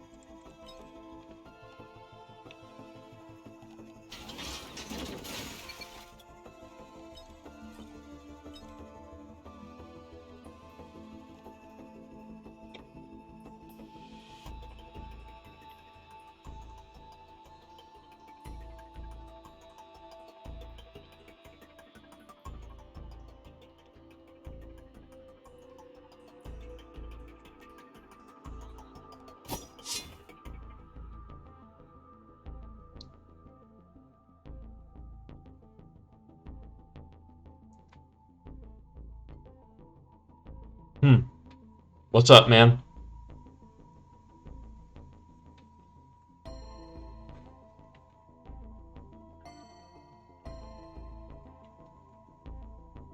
Ah!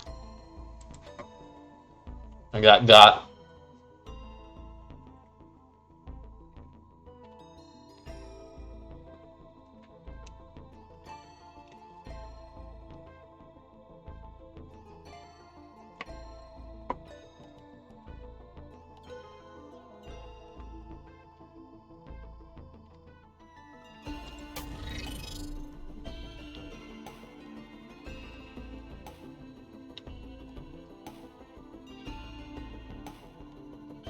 Alternate utility.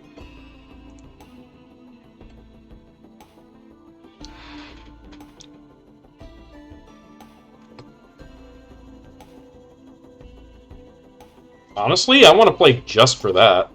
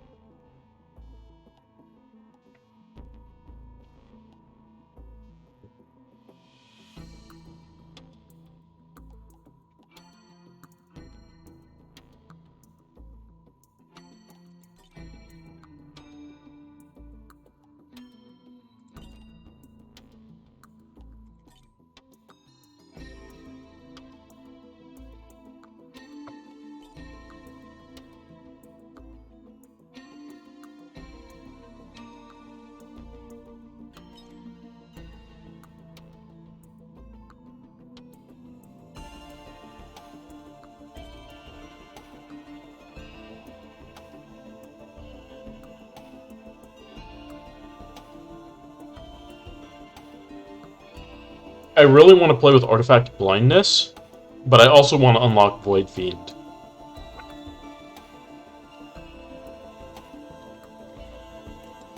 Hello? What's going on?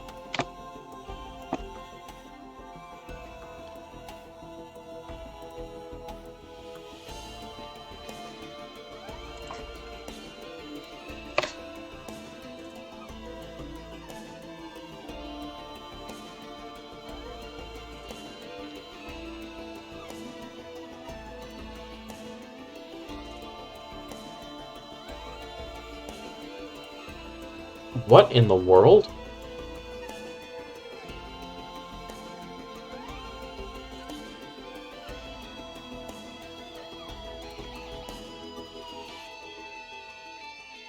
Failed to read data for the asset bundle for Snowy Forest. Node graph assets all.bundle.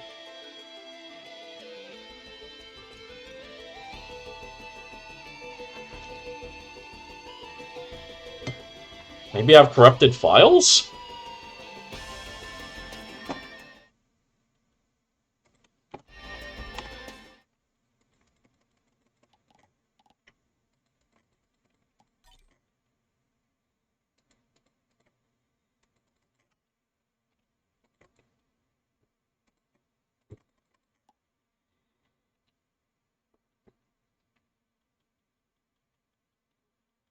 Yeah, I'm gonna quit the game and have Valve do validation on the files. Or not Valve, Steam.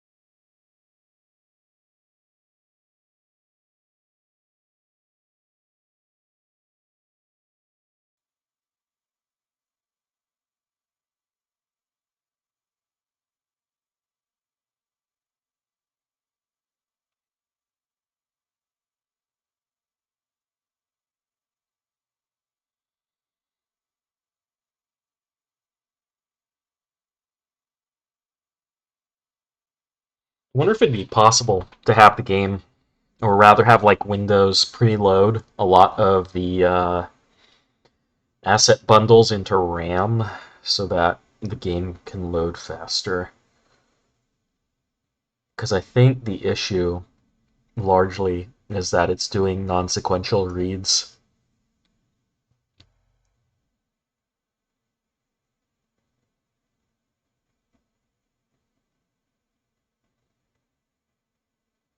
Risk of waiting? Gotcha.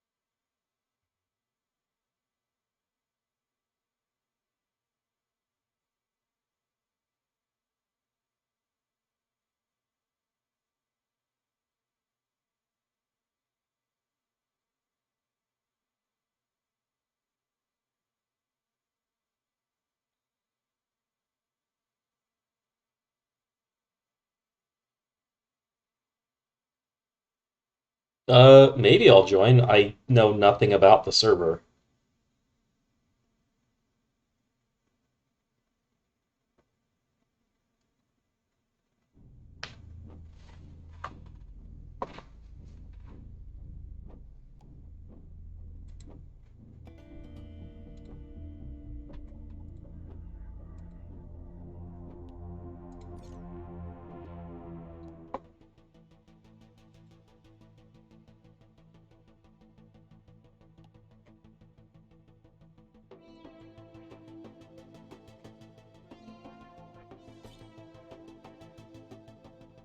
Gotcha.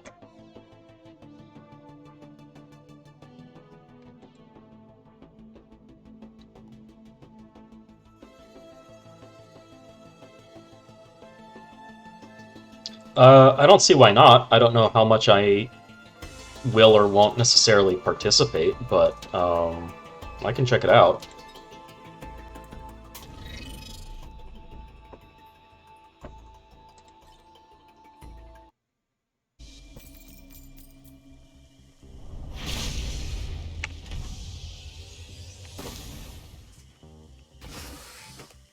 Yep.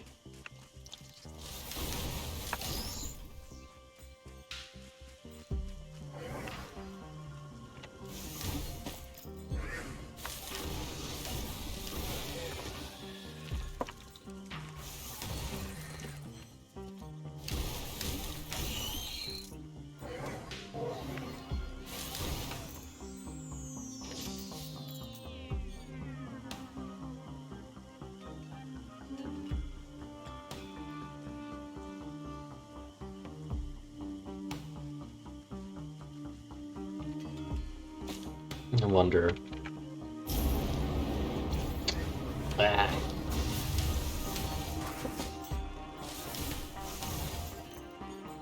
One of the things that I did want to have in the game that was like just not really agreed upon was Artificer's Flamethrower while you're in the air being able to propel you backwards.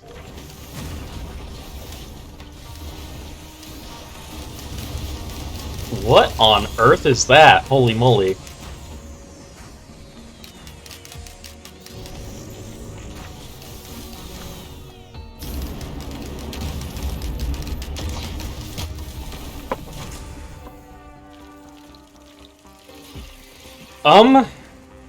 All... I genuinely don't know. I can see about...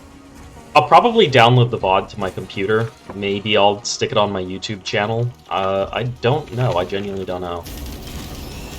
I admittedly have never streamed to like an audience like this. It's always been pretty much like just streaming to close friends and stuff like that. So, yeah, I don't know, maybe.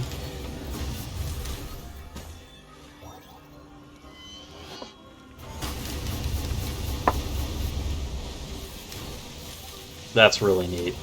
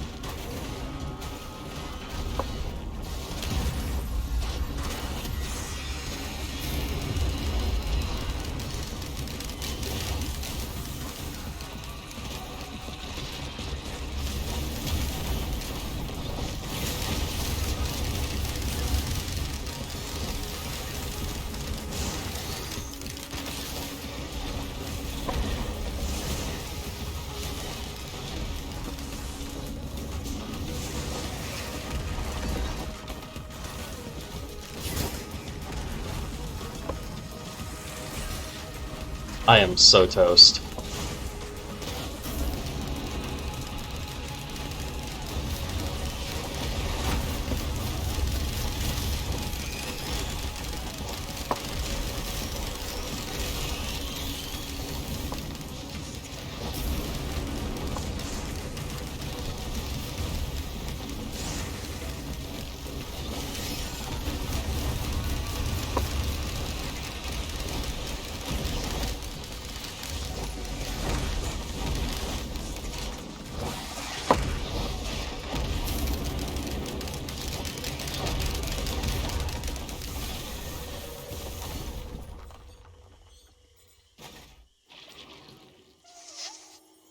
Damn, what a shit item.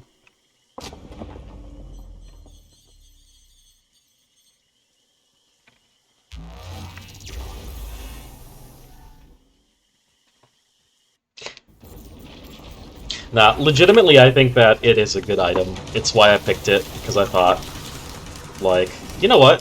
This is a pretty good, this is a pretty solid item.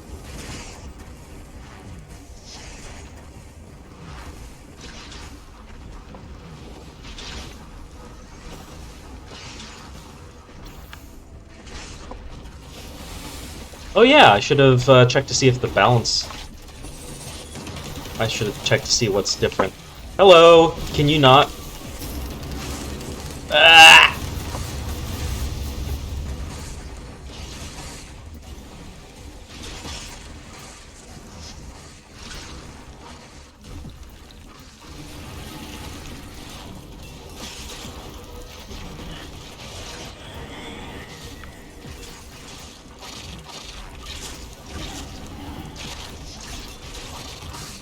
I actually don't even know what's casting these bubbles.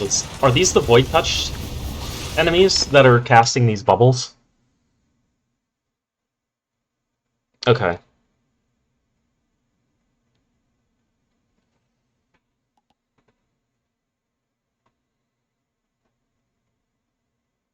I'll have to find a relatively safe moment to read any changes on the items.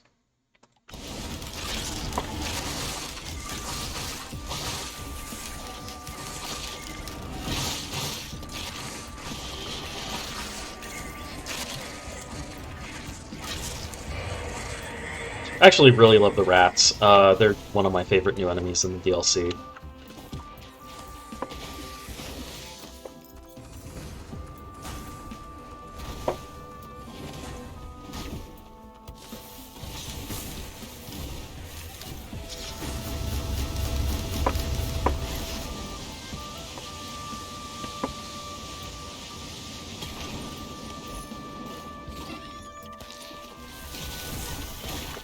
Interesting.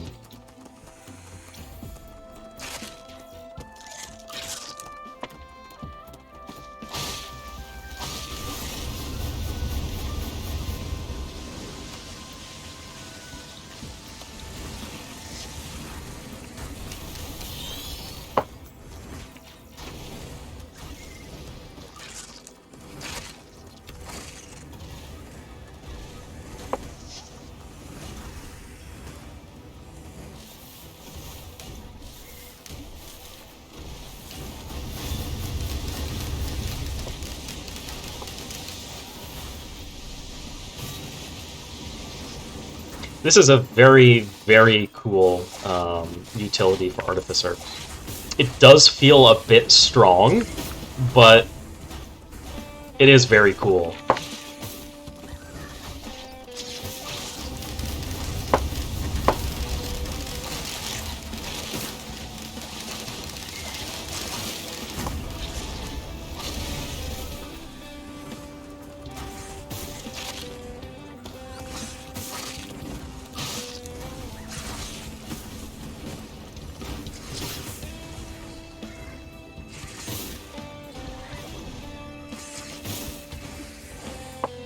Yeah, at one point in time, Ice Wall actually used to block projectiles, like before the game went into early access. But that was changed. That was changed because I think there was some frustration with your own projectiles hitting the wall.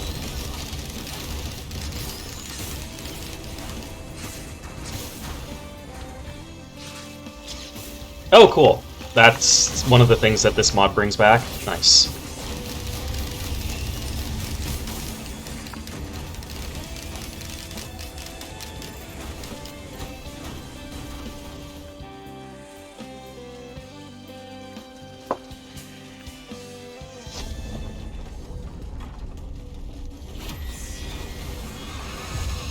Yeah, it was kind of weird because Ice Wall was meant to be a bit of a defensive option, and then with it losing its ability to block stuff, it kind of just became a weird thing.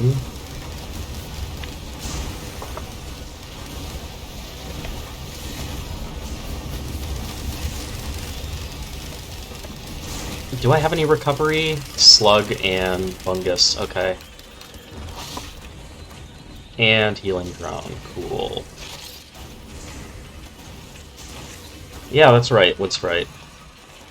Yeah, I can't say I've really been satisfied with the way Ice Wall came out in the final game.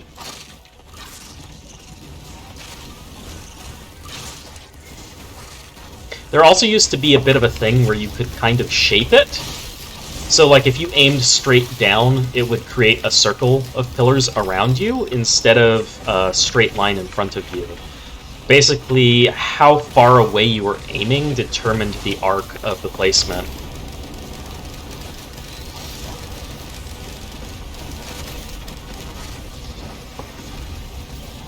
But I think that was deemed, like, too complicated to understand.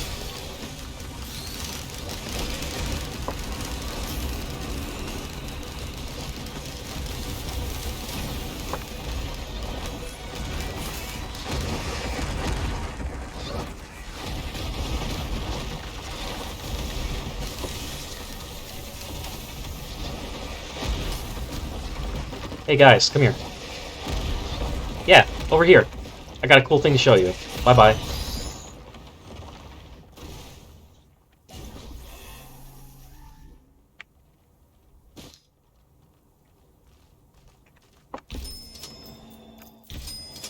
Me?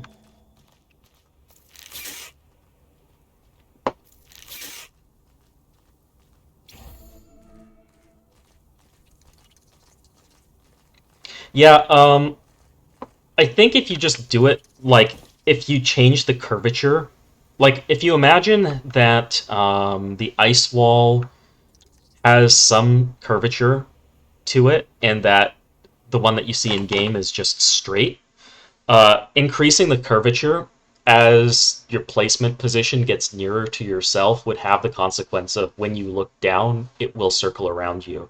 And then when you're looking further away, it creates a straight wall. And then that also lets you do various sort of in-between type shapes.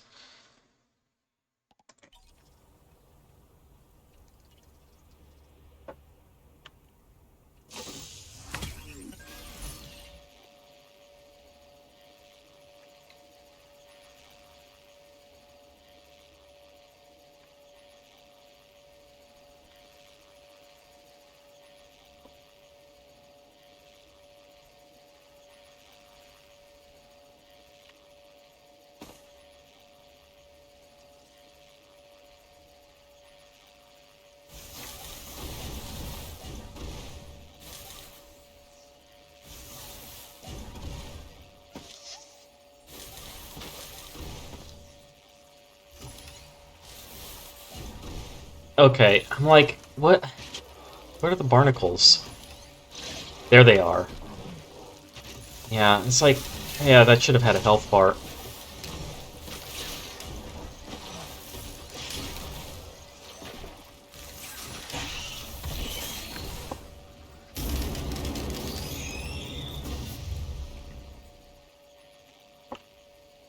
It really goes to show how little of the DLC I've played.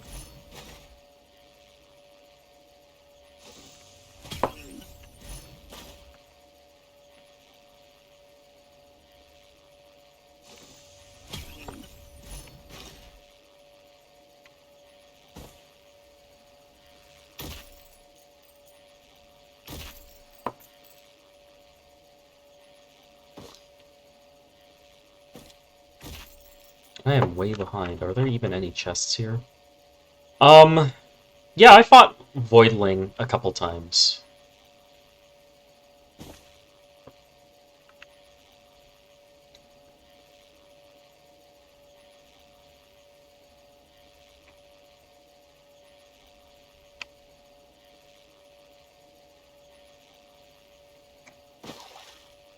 Okay, good to know.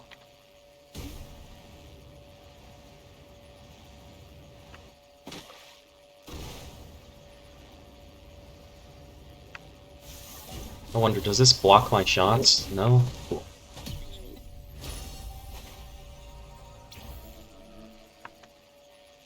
Nice.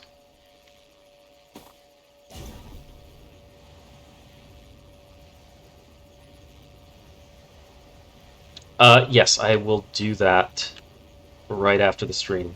Uh,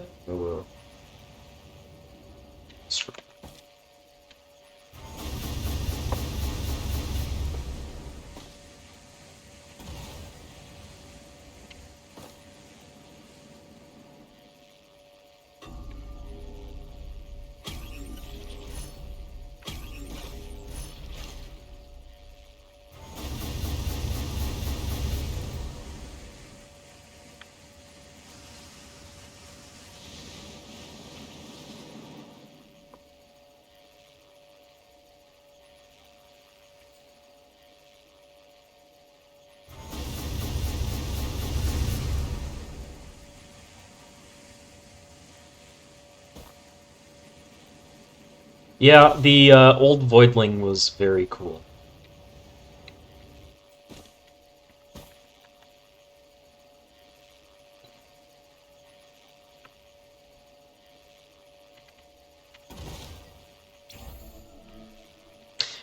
Yeah, the equipment drone will probably give me a wood sprite when it runs into an enemy and tries to attack it, and I coincidentally end up in its line of sight.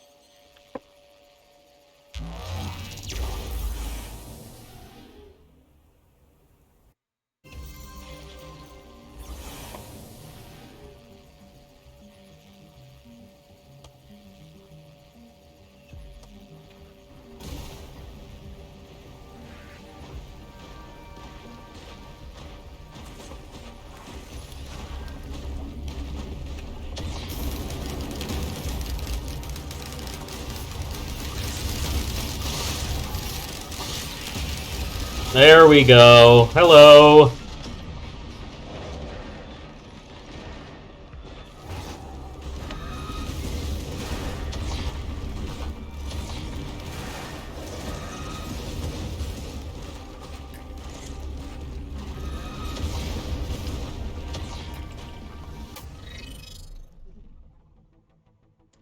Okay, maybe I should just try and like unlock um, Void Fiend another time.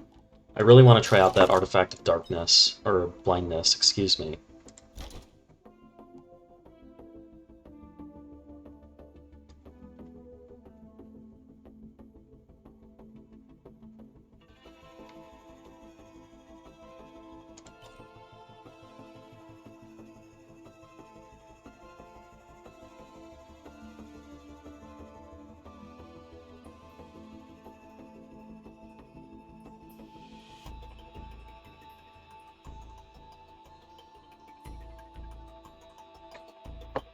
Oh yeah, Destroyed Clone. What's worth mentioning also is that it has a leg controller that will try to stomp on you.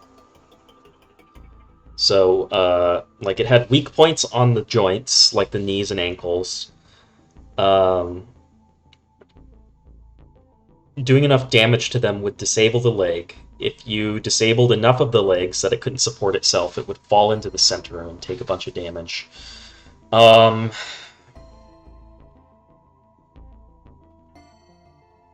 then it would recover and climb back up, I think, or it was. You would do the gauntlet section.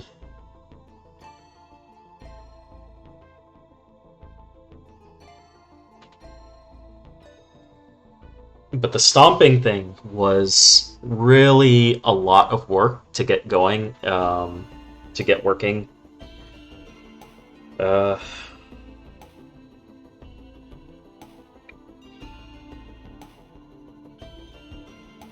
it was so cool.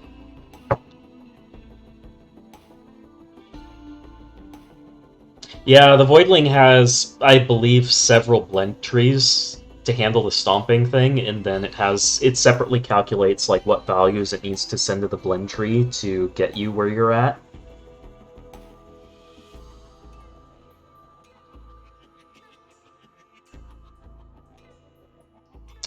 Favorite? What's your favorite RoR2 OST? Like song on the soundtrack? That's a really tough one. I really like the Moon theme. I really, really like the Void Fields theme.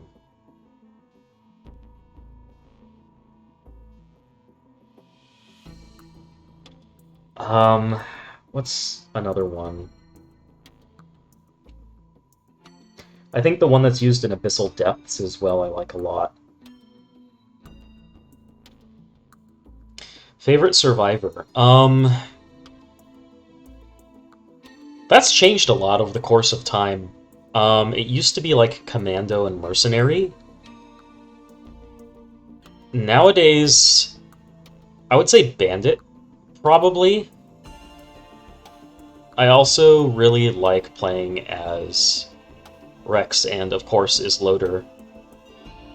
Commando I still really like a lot, too.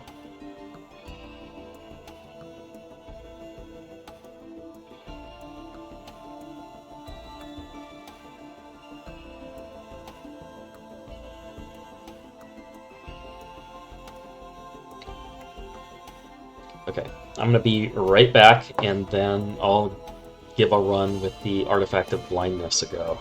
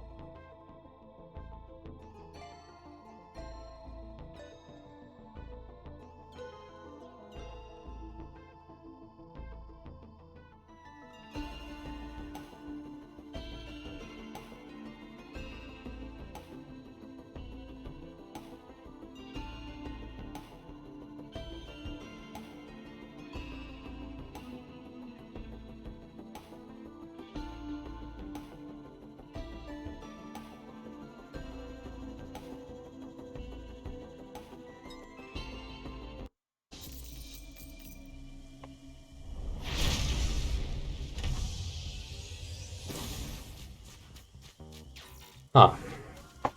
Interesting. So it uses depth of field instead of fog. Or rather, maybe in addition to. Visually, this is actually really cool.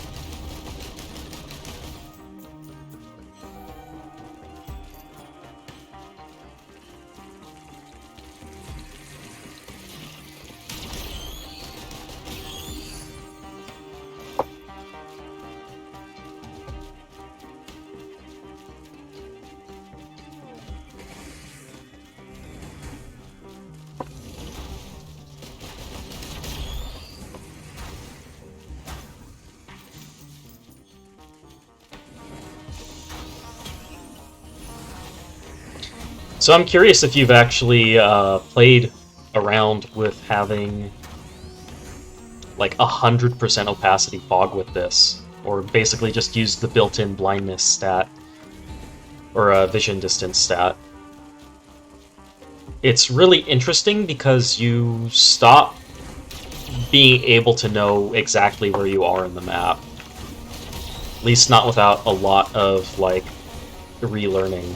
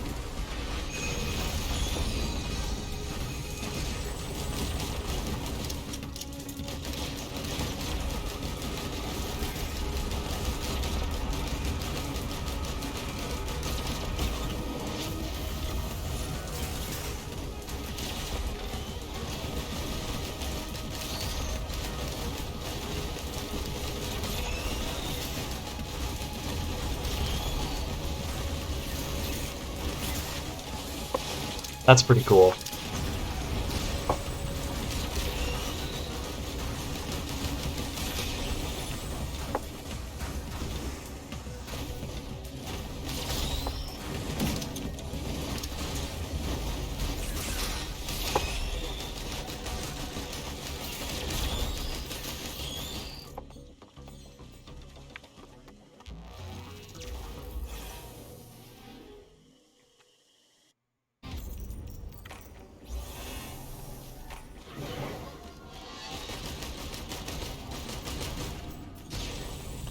Oh, that's like a film grain.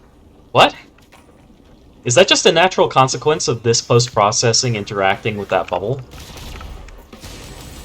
Oh no, there's just straight up film grain.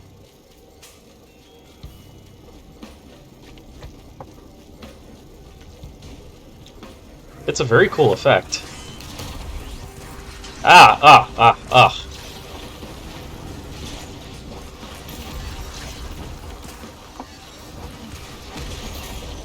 Oh, those dang barnacles.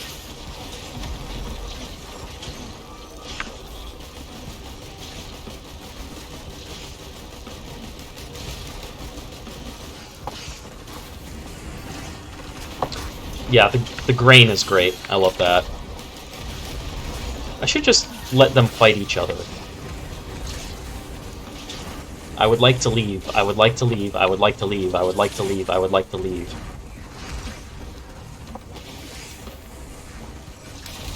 Alright, alright.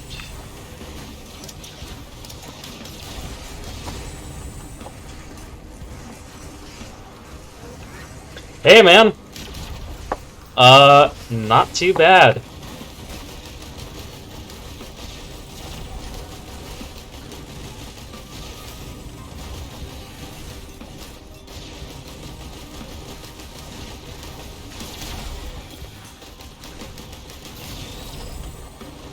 How have things been?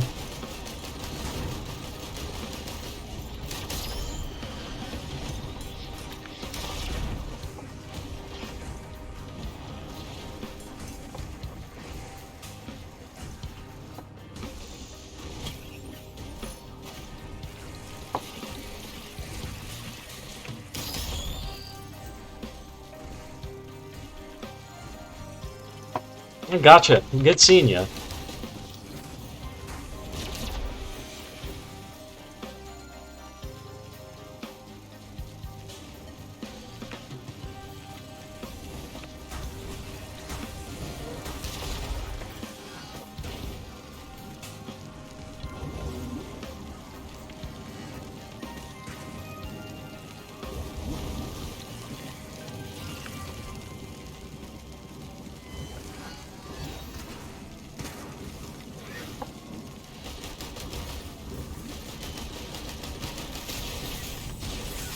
Actually, I feel like it would be a mistake taking on the teleporter boss, having picked up basically no items. I think I need to approach that void camp from a different angle, because the angle that I approached it from at first didn't let me see any of the void barnacles. So let's go ahead and see about doing that.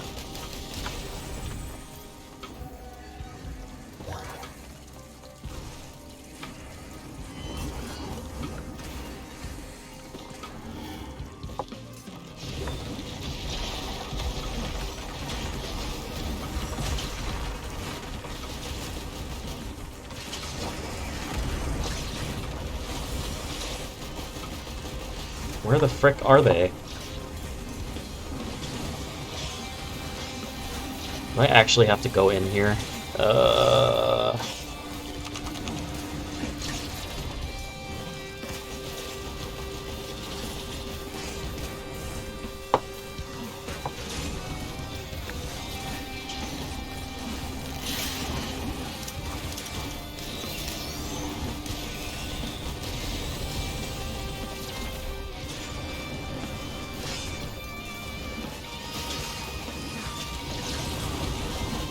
Okay, right. It's not just the barnacles, it's also the void-touched enemies. I don't know why I didn't remember that.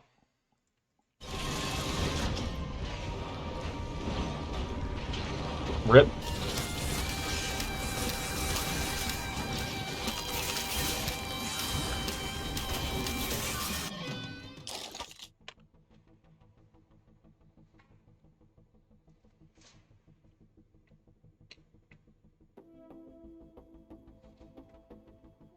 Try Captain.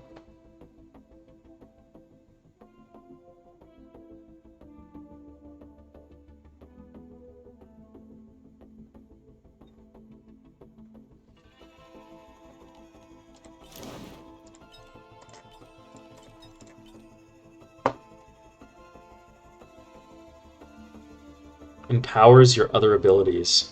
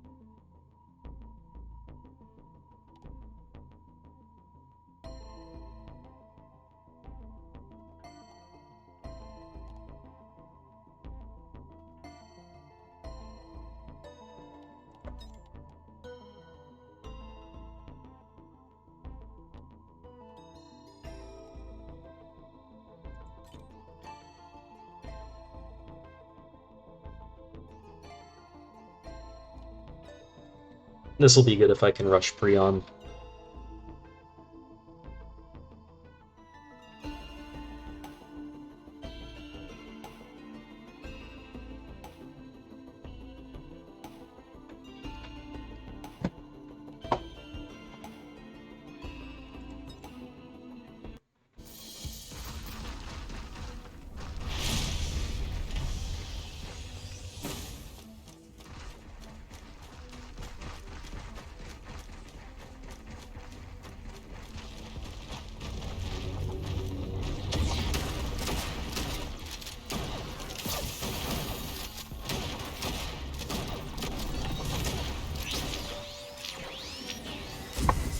Yeah, F those wisps in particular, I guess.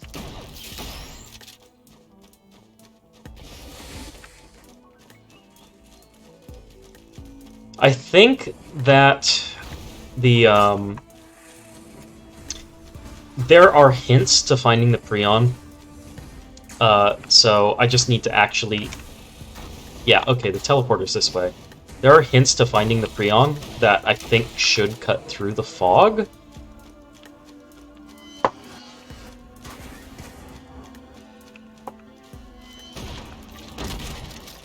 Wow, that charges really fast. Holy moly.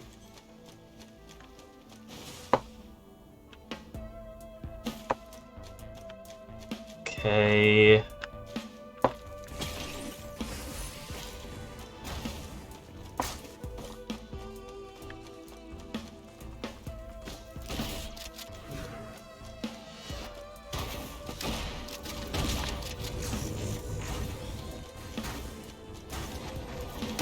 Oh my god, okay, Greater Wisp already. Wow, alright, alright. Ugh.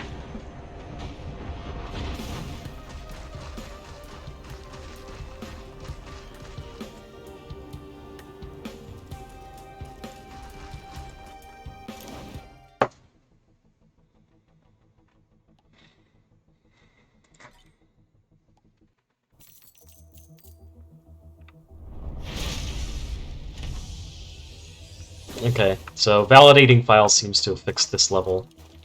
This looks so cool.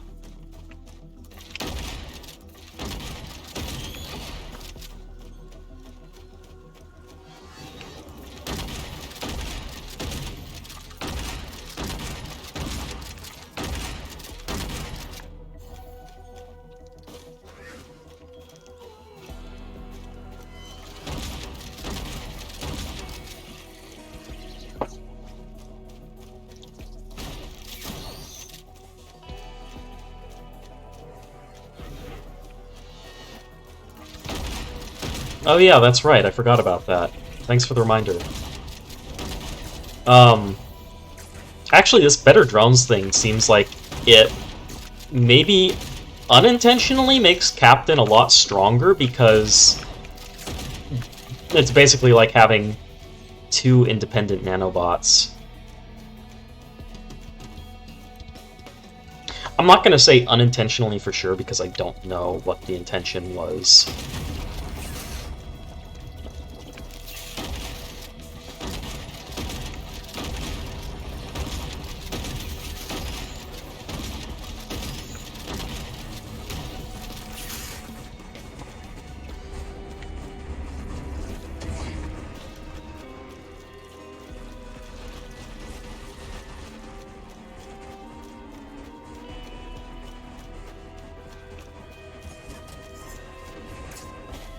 The Beetle Lunge is cool.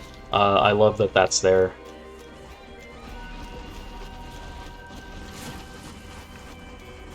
Do I want to do this with, like, no items?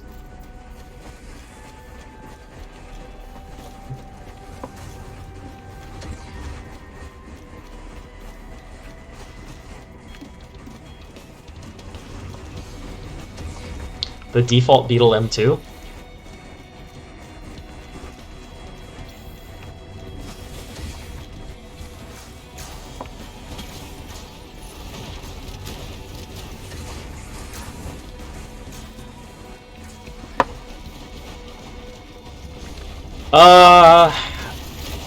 Maybe that was an old thing for...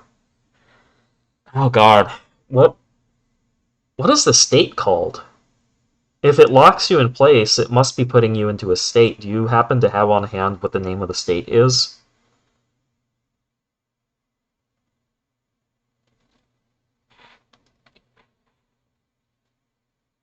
Sleep? Yeah, sleep state. Okay, so um, very early on in development, before the game was before we totally knew what the game like pace was going to be like, one of the things that we wanted to be able to do was to let you find enemies kind of doing their own thing already to add a little bit more flavor to the world instead of them just being targets to shoot at. Like, you could find them acting busy doing things like that. So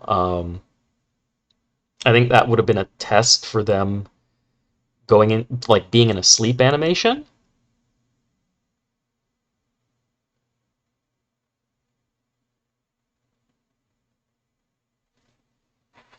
Yeah, but the pace of the game just turned out to be too fast for that.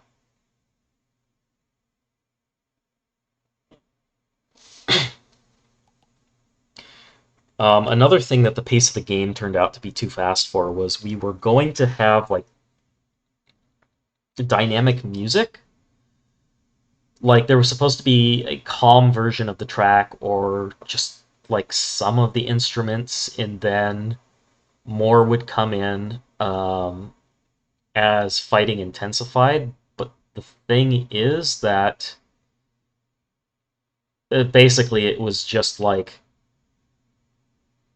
at the low track for the like the first couple minutes of the game, and then for the rest of the game, it was like at 100% intensity.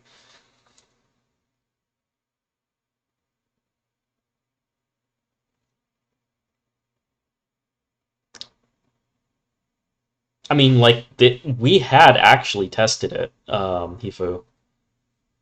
Like, there were tracks made.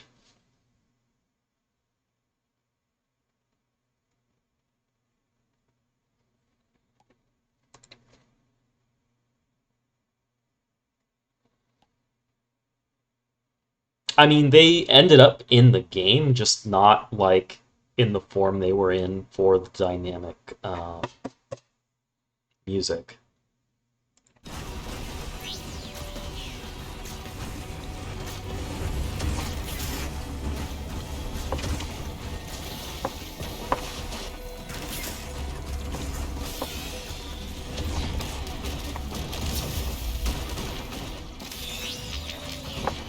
Yeah, I totally forgot how to play captain. What am I doing here? I just gotta like remember my skills. Rather, remember to use them.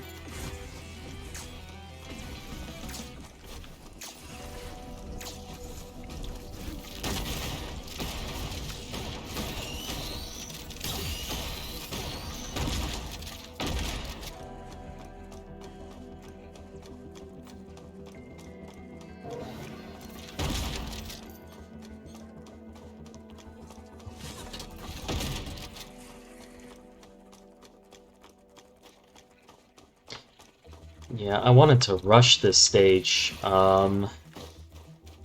That's not happening. Maybe it still can.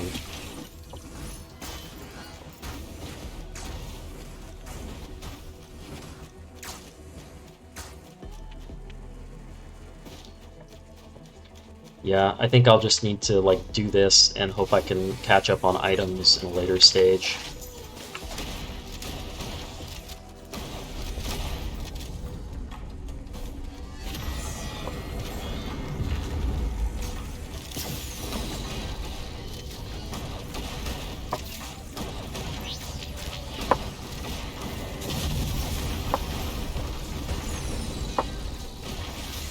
Ugh.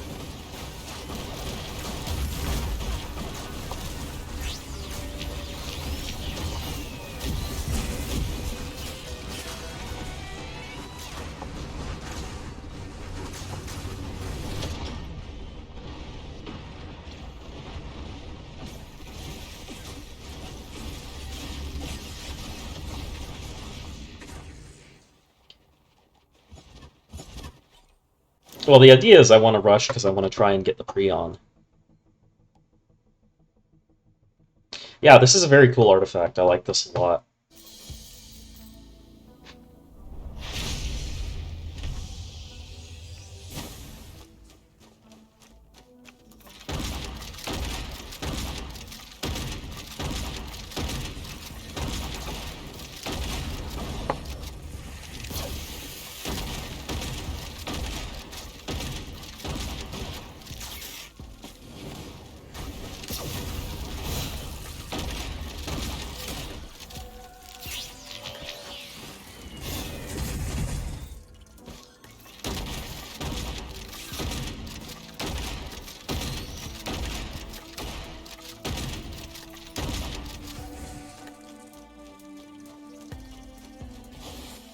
Teleporter's over there.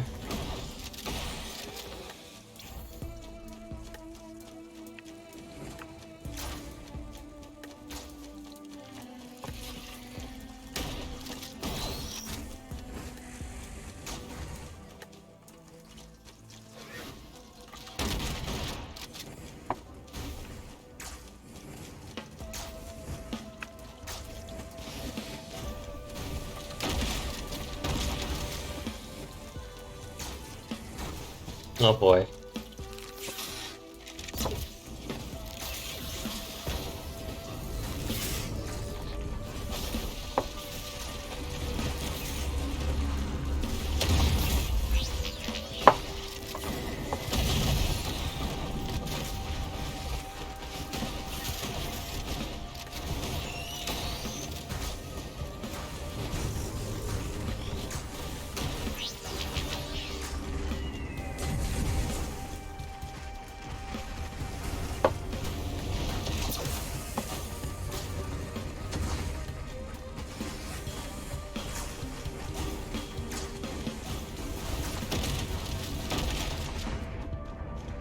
Okay.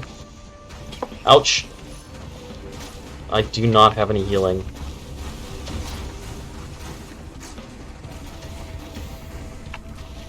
As long as there aren't any wisps, I should be okay.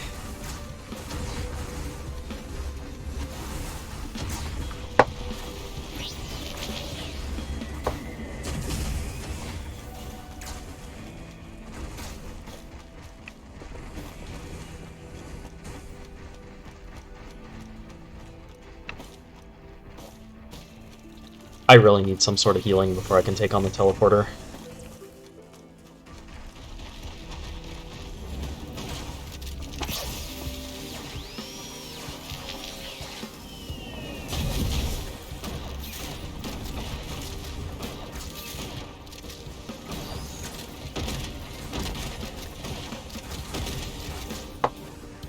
Yeah, that taser's a lifesaver with these golems. They're really applying a lot of pressure.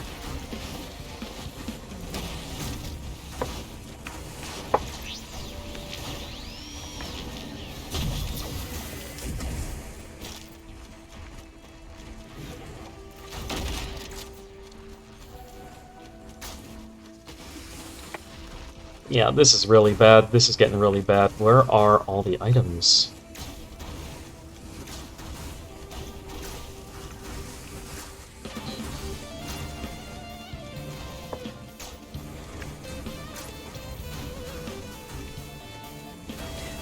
I do not have a healing beacon. And I've looped back around to the drop pod.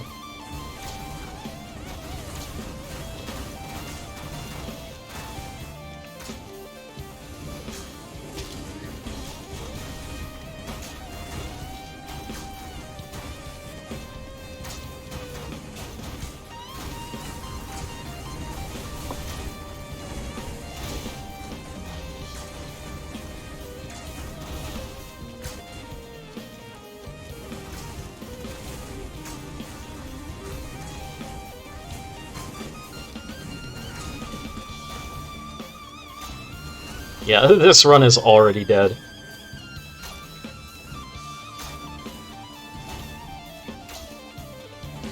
I'm really surprised there weren't any items up here on the plateau.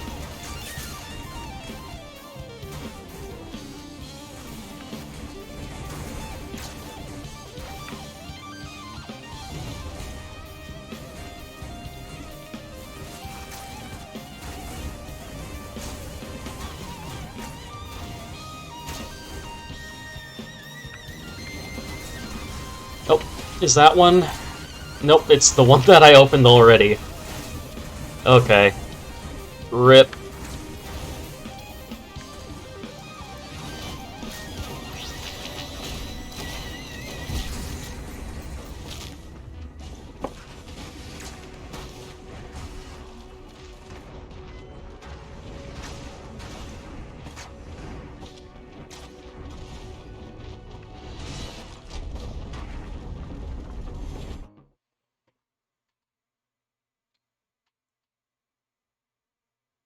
Oh, see ya, Margot Forb, Mr. Gay Forb. I don't know how to pronounce that. Yeah, I definitely am going to be doing this again at some point. Hopefully soon. Mr. Gafforb. Gotcha. Have a good night, man. And thanks for joining. Oh my god. Is everybody here in Europe or something?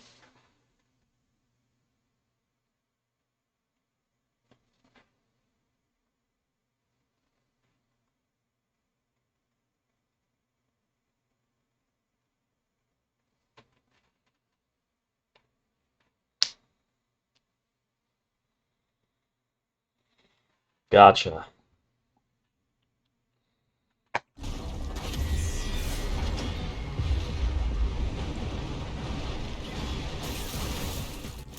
Okay, I think this is going to be my last run of the night. So, what's it going to be?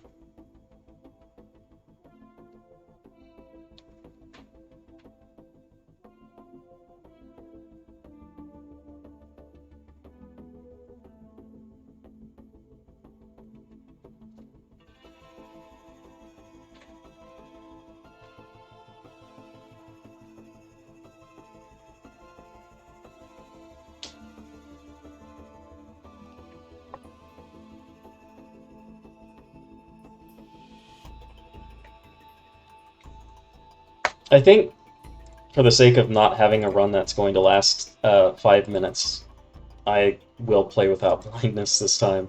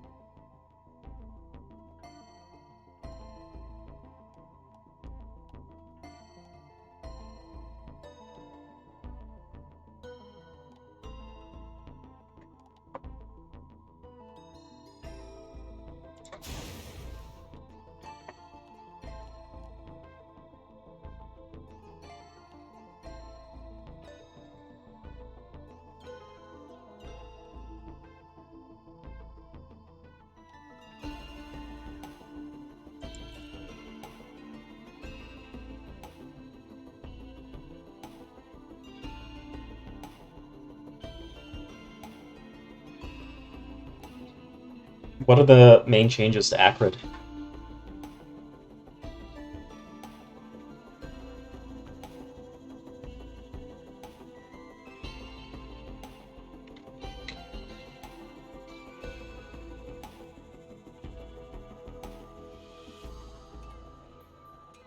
Oh, it's not a projectile.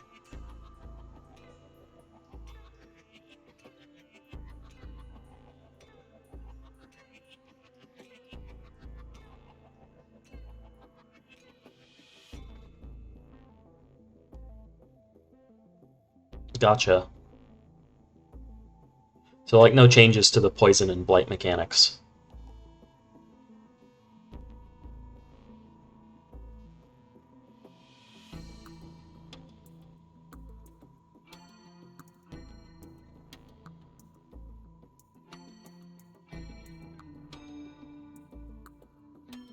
Hmm, gotcha.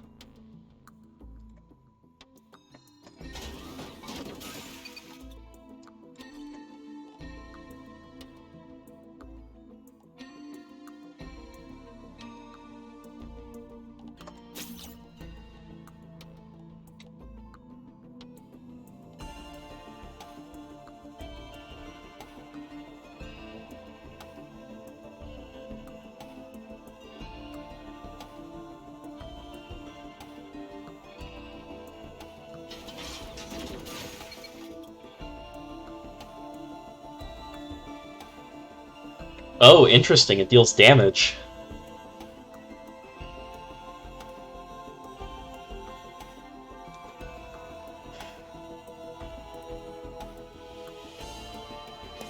Oh, that's interesting.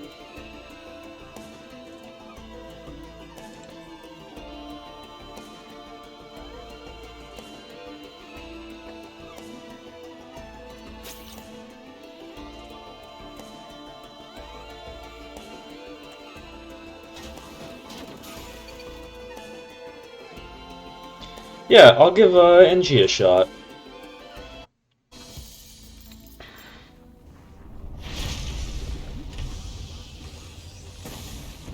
2 charges of the shield, 2 spider mines.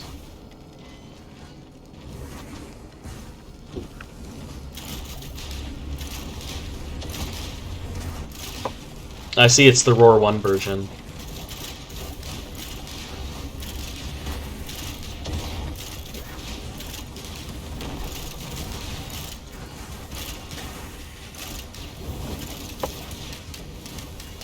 Wow, that is a big shield.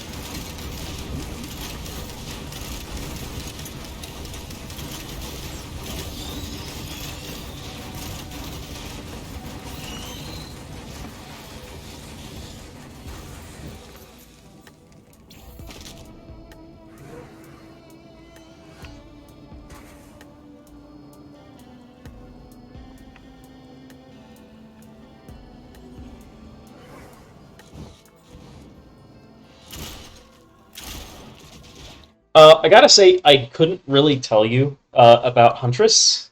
I will say that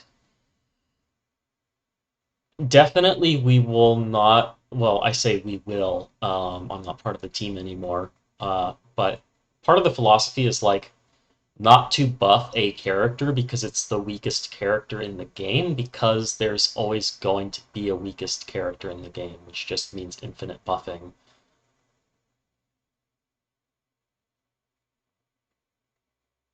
But as far as Huntress, like, yeah, I don't know. Admittedly, she's probably my least played character.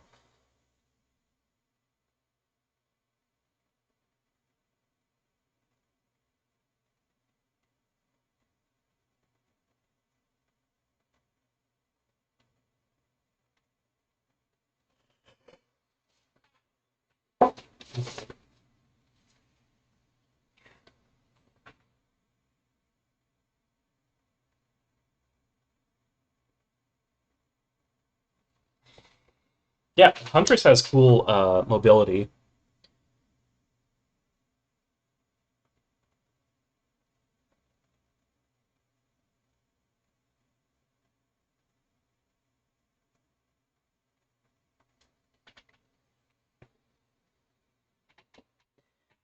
Yeah, I wonder how her vanilla damage stacks up to something like Commando. Because it should be, I feel like it should be less than Commando because she has so much more mobility. But then again, when you look at other characters, yeah, sorry, I'm kind of like thinking out loud here. That doesn't seem quite right because it should be about like what's fun, right? And not necessarily comparing characters against one another.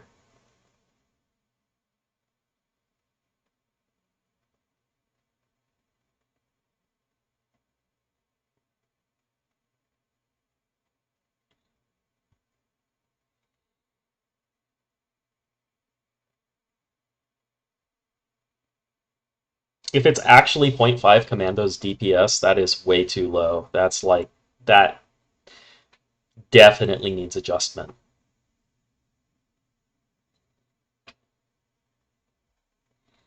I will say that I maybe this is kind of it's obvious when I say it out loud what needs to be done, but like I think I personally didn't really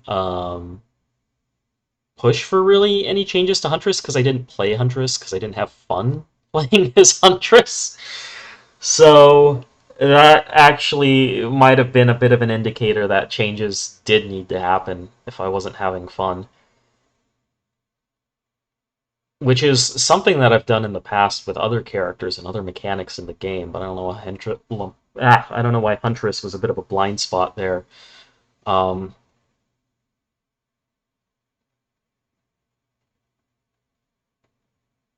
I definitely wasn't the only person that like was looking over these things. So I wonder if maybe we all came to the same blind spot, or maybe everybody else felt that it was like in a good spot. I really don't know what the situation with Huntress is.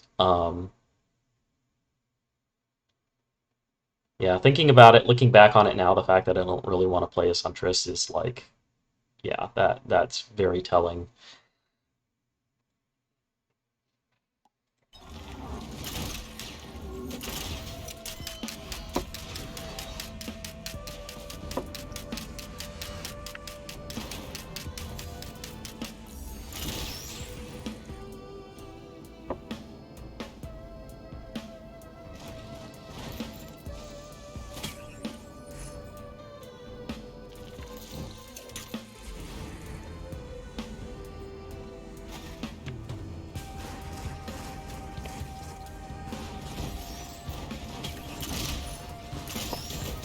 That new M1's gonna take some getting used to.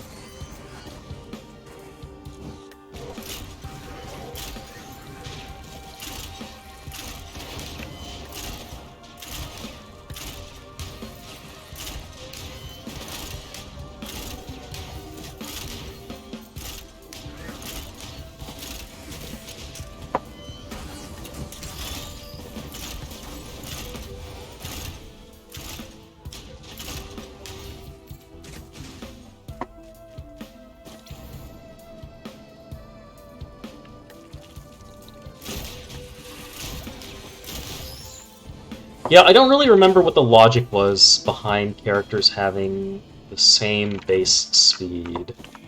Because you are correct that. I think you're correct. Was Huntress faster in Roar 1?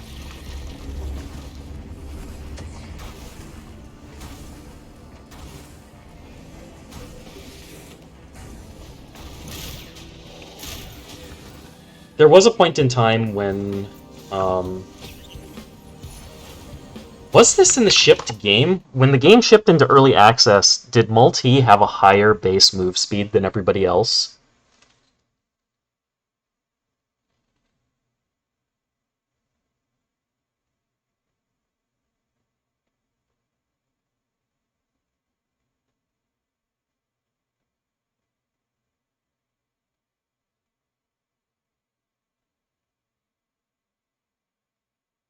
Hmm. 9 versus 7, wow. Yeah, I don't remember. Because if Multi had made it to early access with 9 move speed, I don't know why Huntress didn't have a higher move speed. I'm sure there was a reason, I just don't remember what it would have been. I think that the idea with Multi was kind of for him to average out, like, with his higher maximum move speed being paired with a really low acceleration value, but I think it was not low enough for it to matter.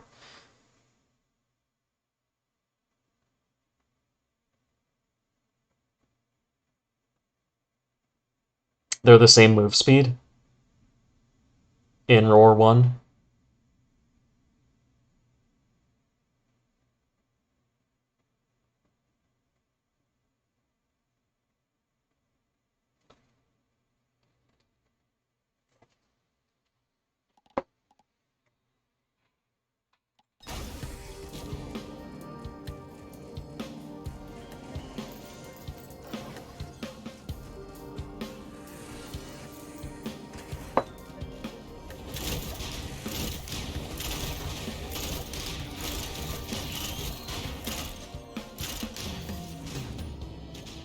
Yeah, so Huntress kind of compensates in that she can attack in situations where other characters wouldn't be able to, I guess. But then again, she also has very limited range.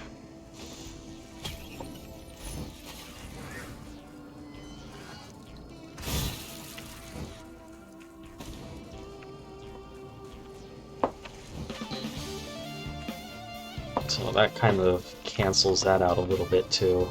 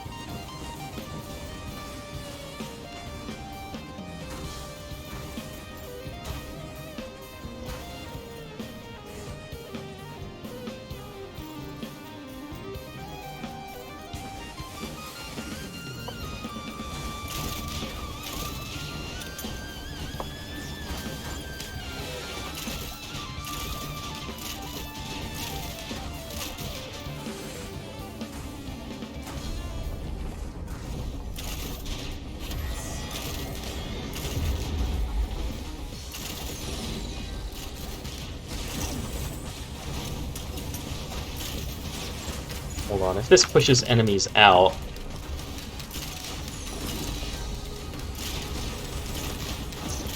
How strong is that?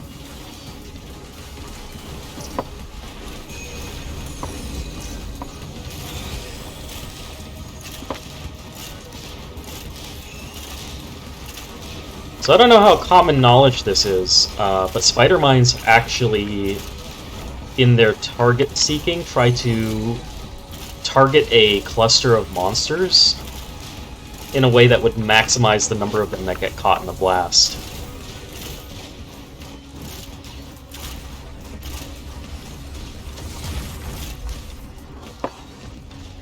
It's not perfect, but I think it's like, it gets better results than if it just chases straight after the first thing that comes into range.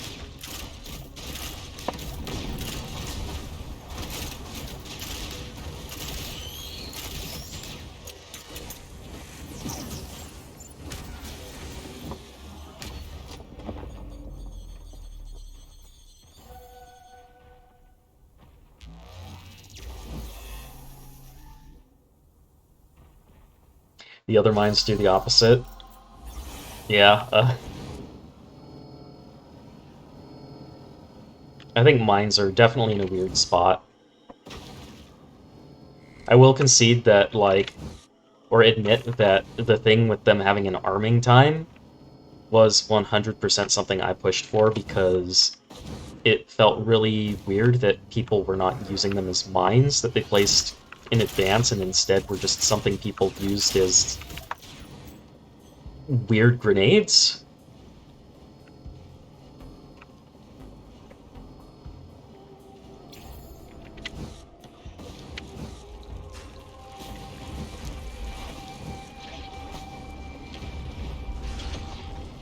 The arm time was kind of a method of making them worse if you're trying to use them on short notice.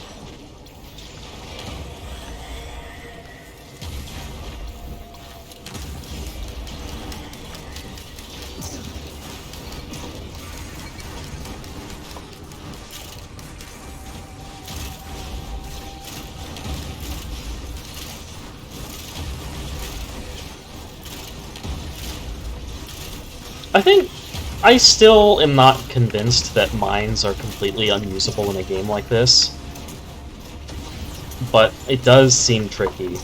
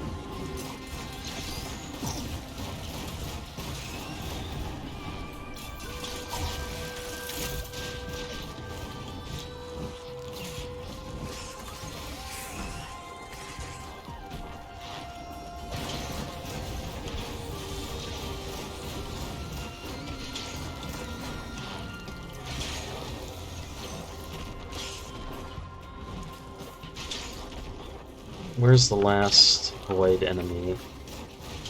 Down there? No?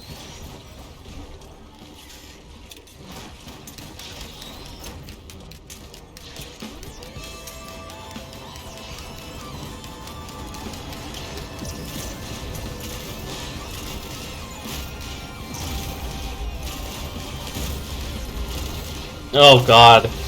Is this gut splitting increasing the number of void touched enemies there are? Ah! Oh man.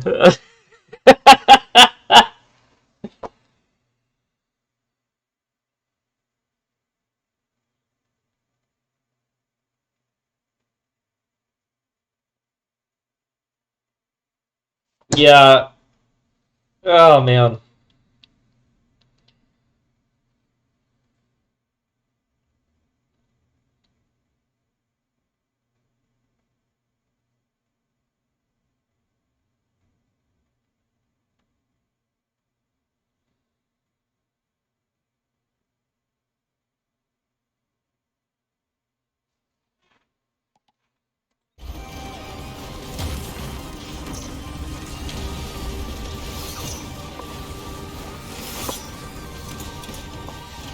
Is that...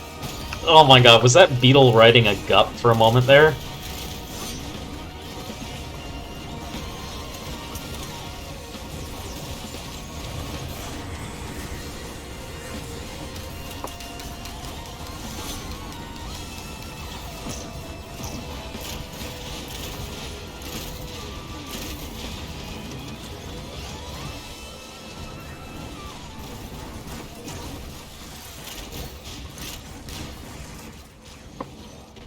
I really want to get in there.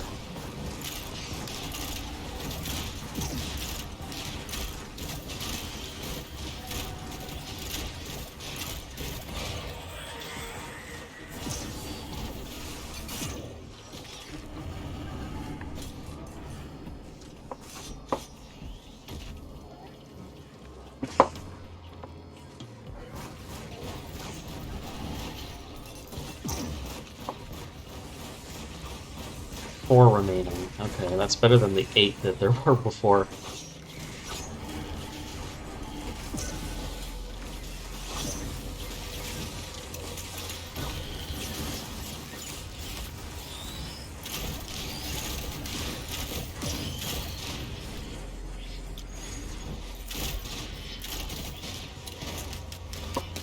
Oh, come on.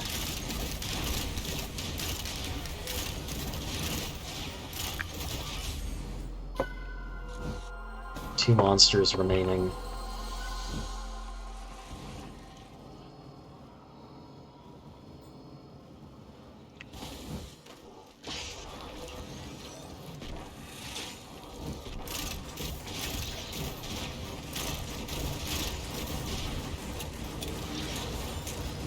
I'm spending way too much time here, but I really want to get in there.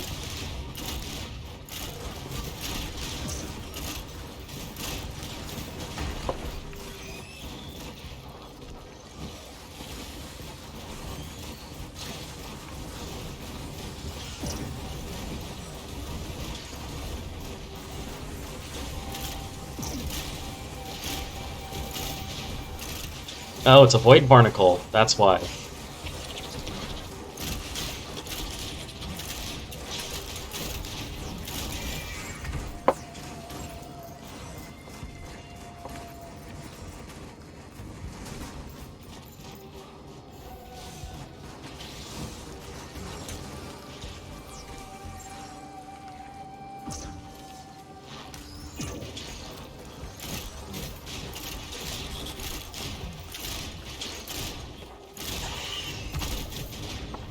There we go. Cool.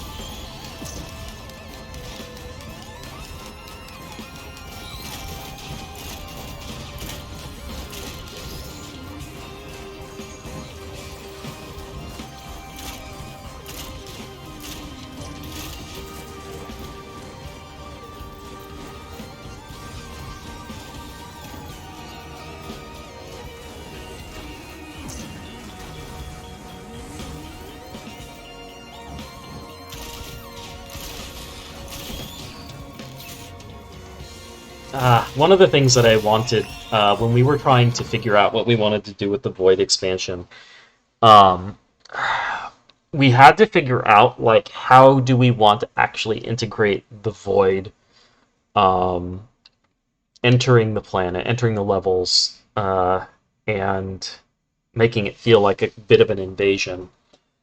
Uh, the idea that I pitched that I still think was pretty cool and might be usable is the idea that like you would have like a void commander enemy.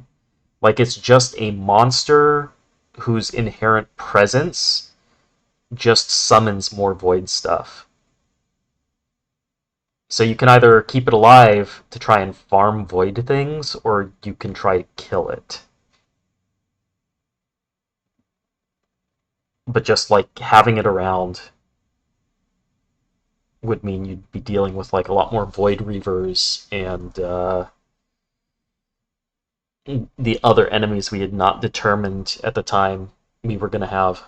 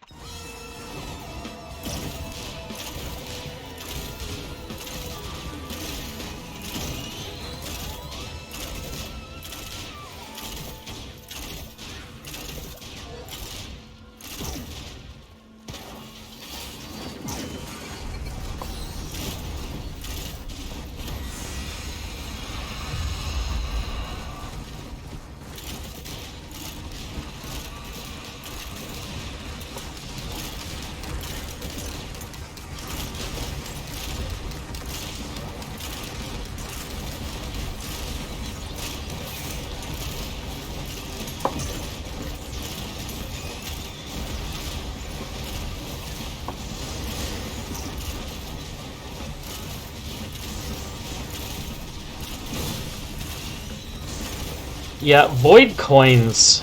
I don't remember how long those existed.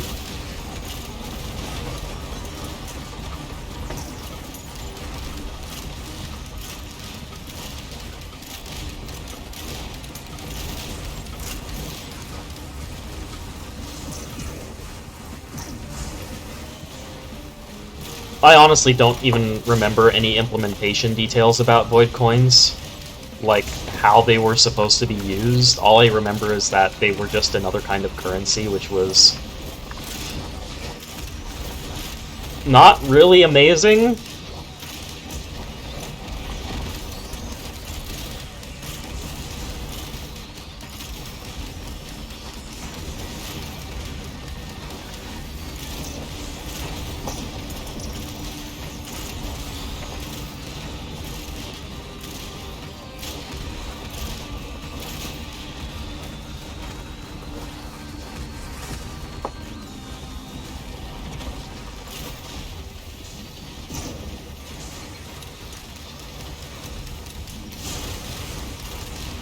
Yeah, I completely forgot that the Beetle Queens are just summoning more.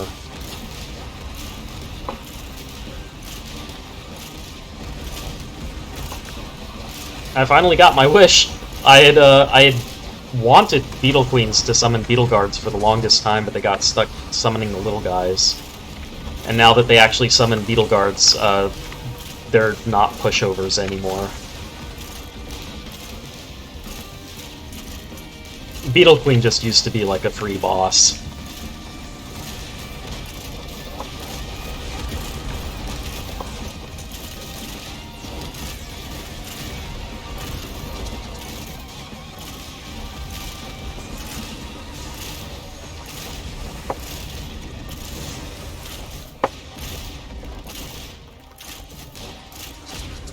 There I go again, focusing on the Beetle Guards.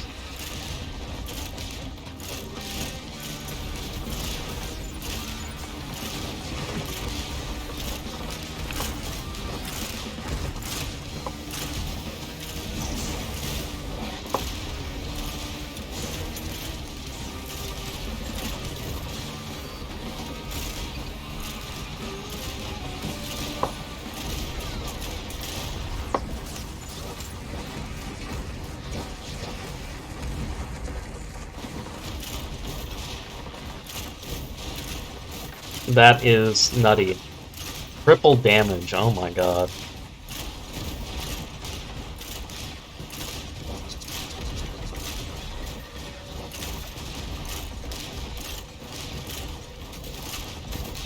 $18, folks. 18 minutes.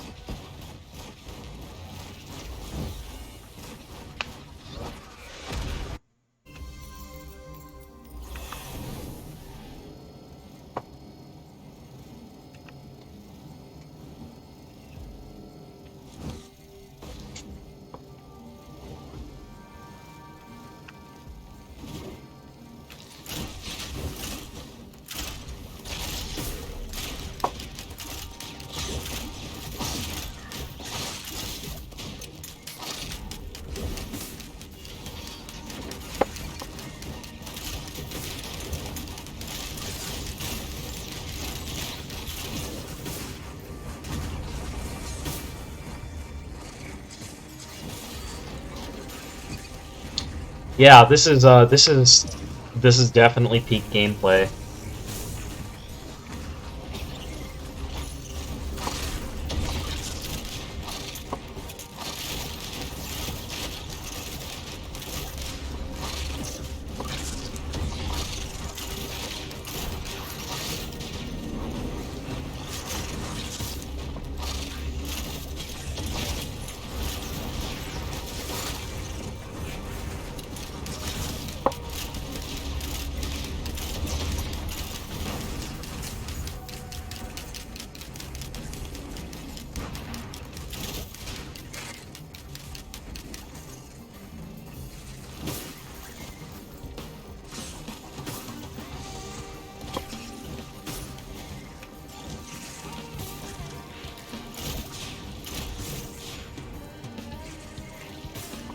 Oh yeah, I forget if there's any way to get rid of void items. Because Scrapper I don't think takes them. Shrine of Order would at least re-roll them into something else.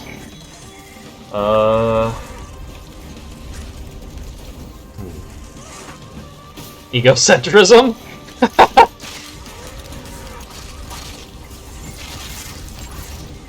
Oh yeah, you're right, no scrappers.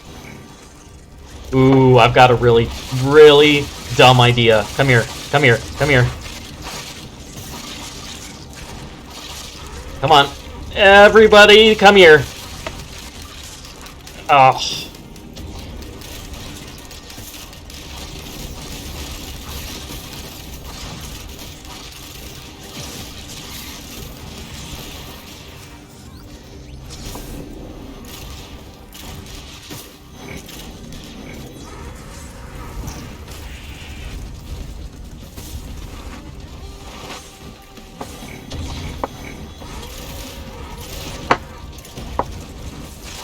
Man, I'm really getting smashed around. I should not be surviving this, like, period.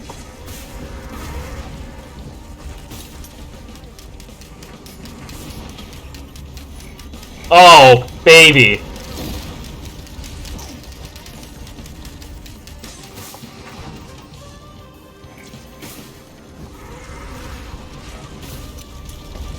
You love to see it.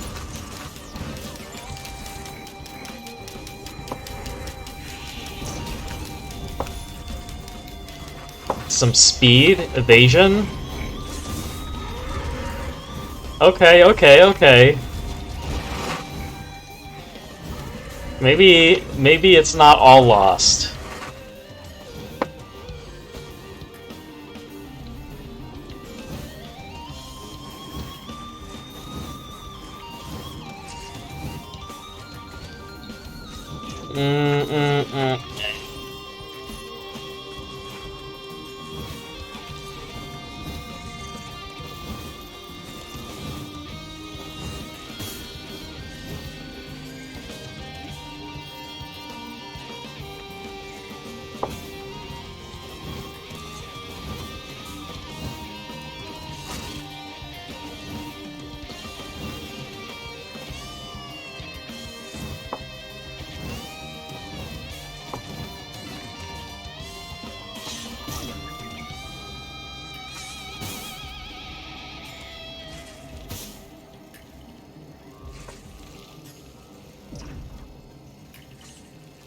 Oh, see ya, Unreal.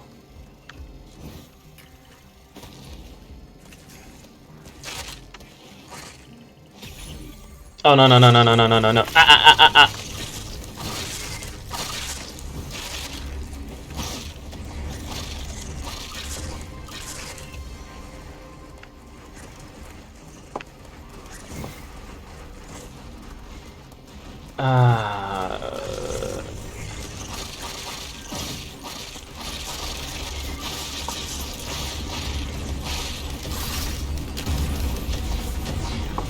From the way I was flying, I thought I died.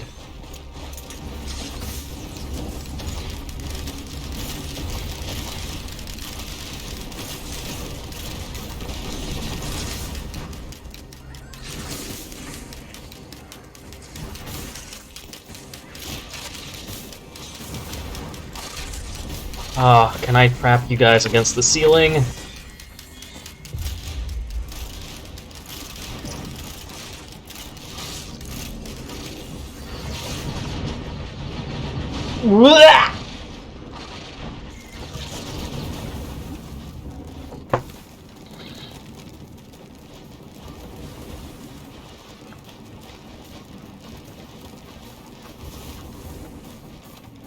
Yeah.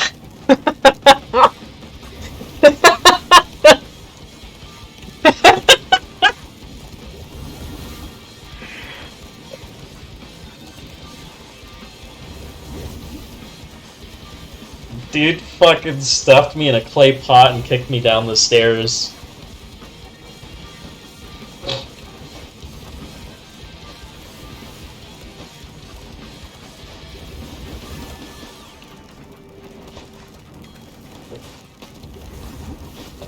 It's just a sea of flames.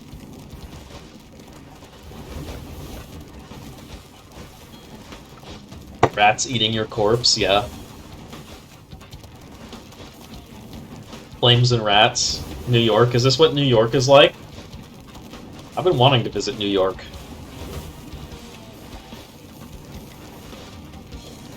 Well, damn. Now I have even more to look forward to.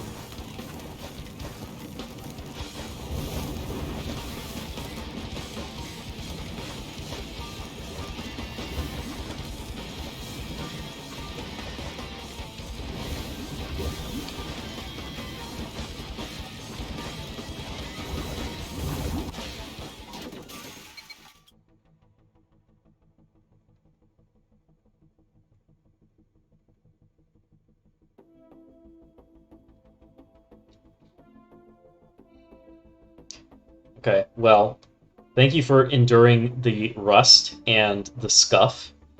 That is all over everything this stream. I think that this, like, balance mod is sick. It's really, like, how do I explain this or express this? It feels like a fast forward on the game that's really tight. Like, this seems like the sort of thing that in vanilla would just be a great option for experienced players to just, like, get in there right away.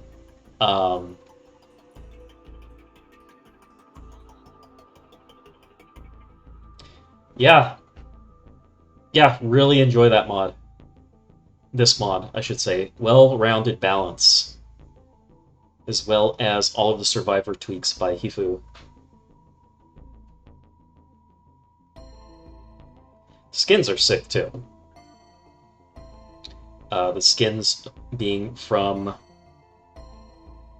what is it? LostThroughTime? Let me check on that, just so I get the name right. LostThroughTime, yeah. Skins from Dot Flare, yeah.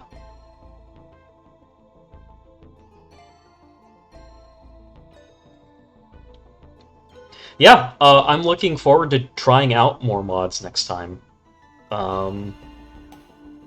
This was a really cool experience. Oh my god. Gochi is gonna be, I think, I'm gonna need to prepare myself for that one, I think. But I do want to do it. Oh, man.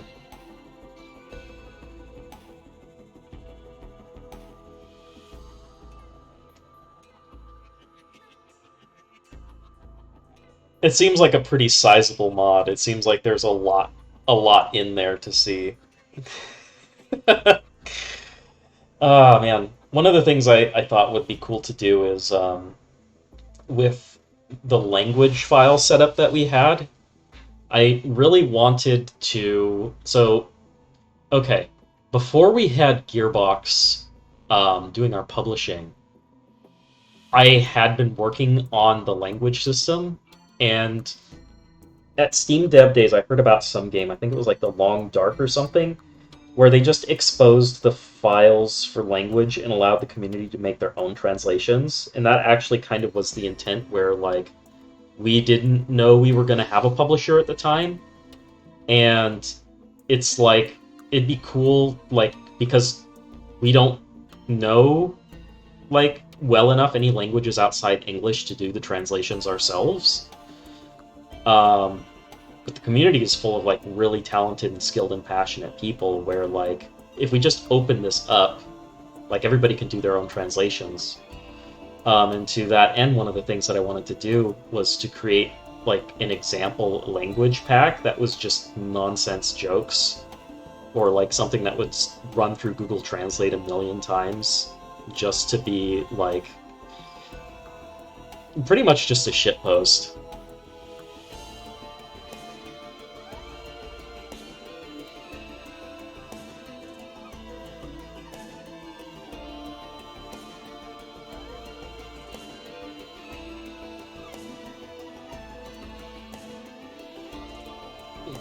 Like maybe have that switch on by default if your default language is English during April Fools or something.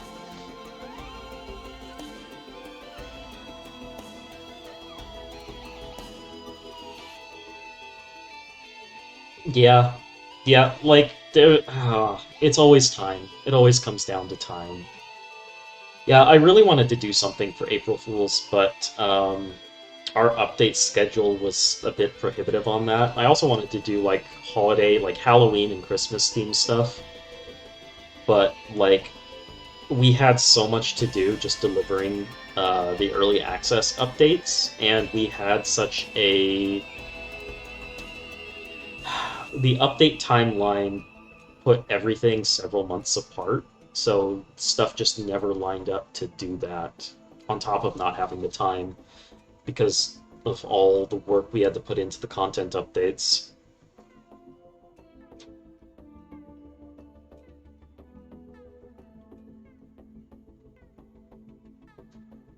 Starstorm does holiday events like replacing chests with gifts and giving them hats on Halloween, which is really cool. Yeah, that sounds really cool. Like that's exactly the sort of thing that I would love to do.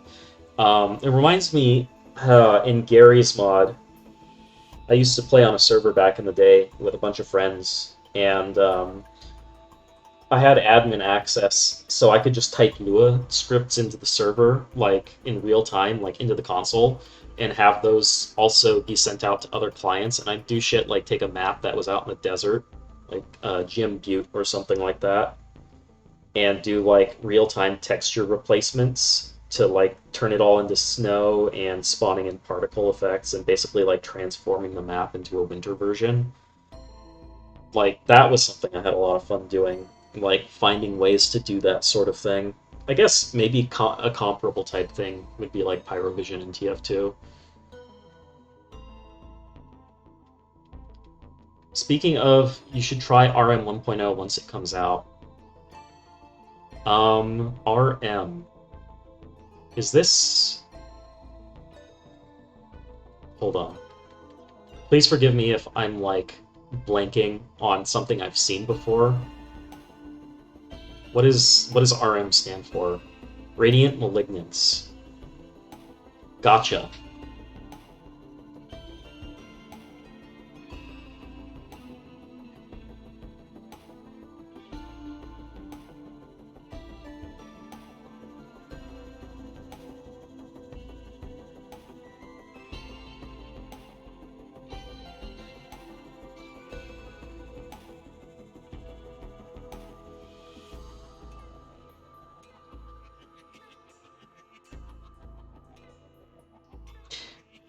I mean, destroyed clone in the modding community, somebody's gonna do it, and it's usually not gonna be other people.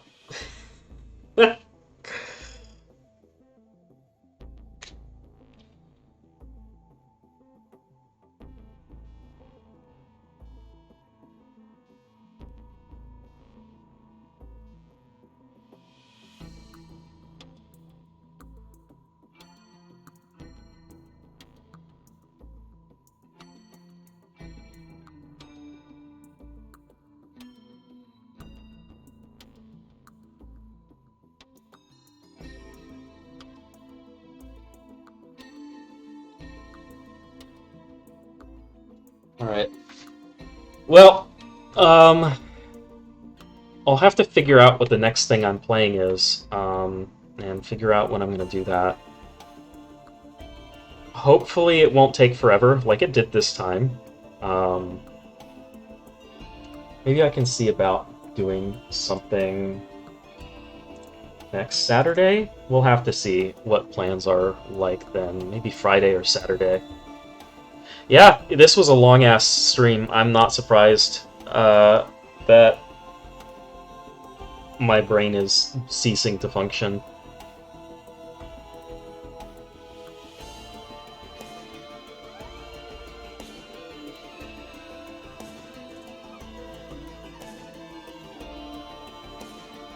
But, yeah. Had a lot of fun playing this. Like, it's great. This is, like, a really cool, fun way to experience RoR2. So, yeah, I think it's time for me to head out. Thanks for joining me, everyone, and to everyone who, like, made these mods. Like, it's unbelievable. I'm really, like, truly grateful that people care enough to mod the game like this. So, yeah, have a good night, everyone. Take it easy.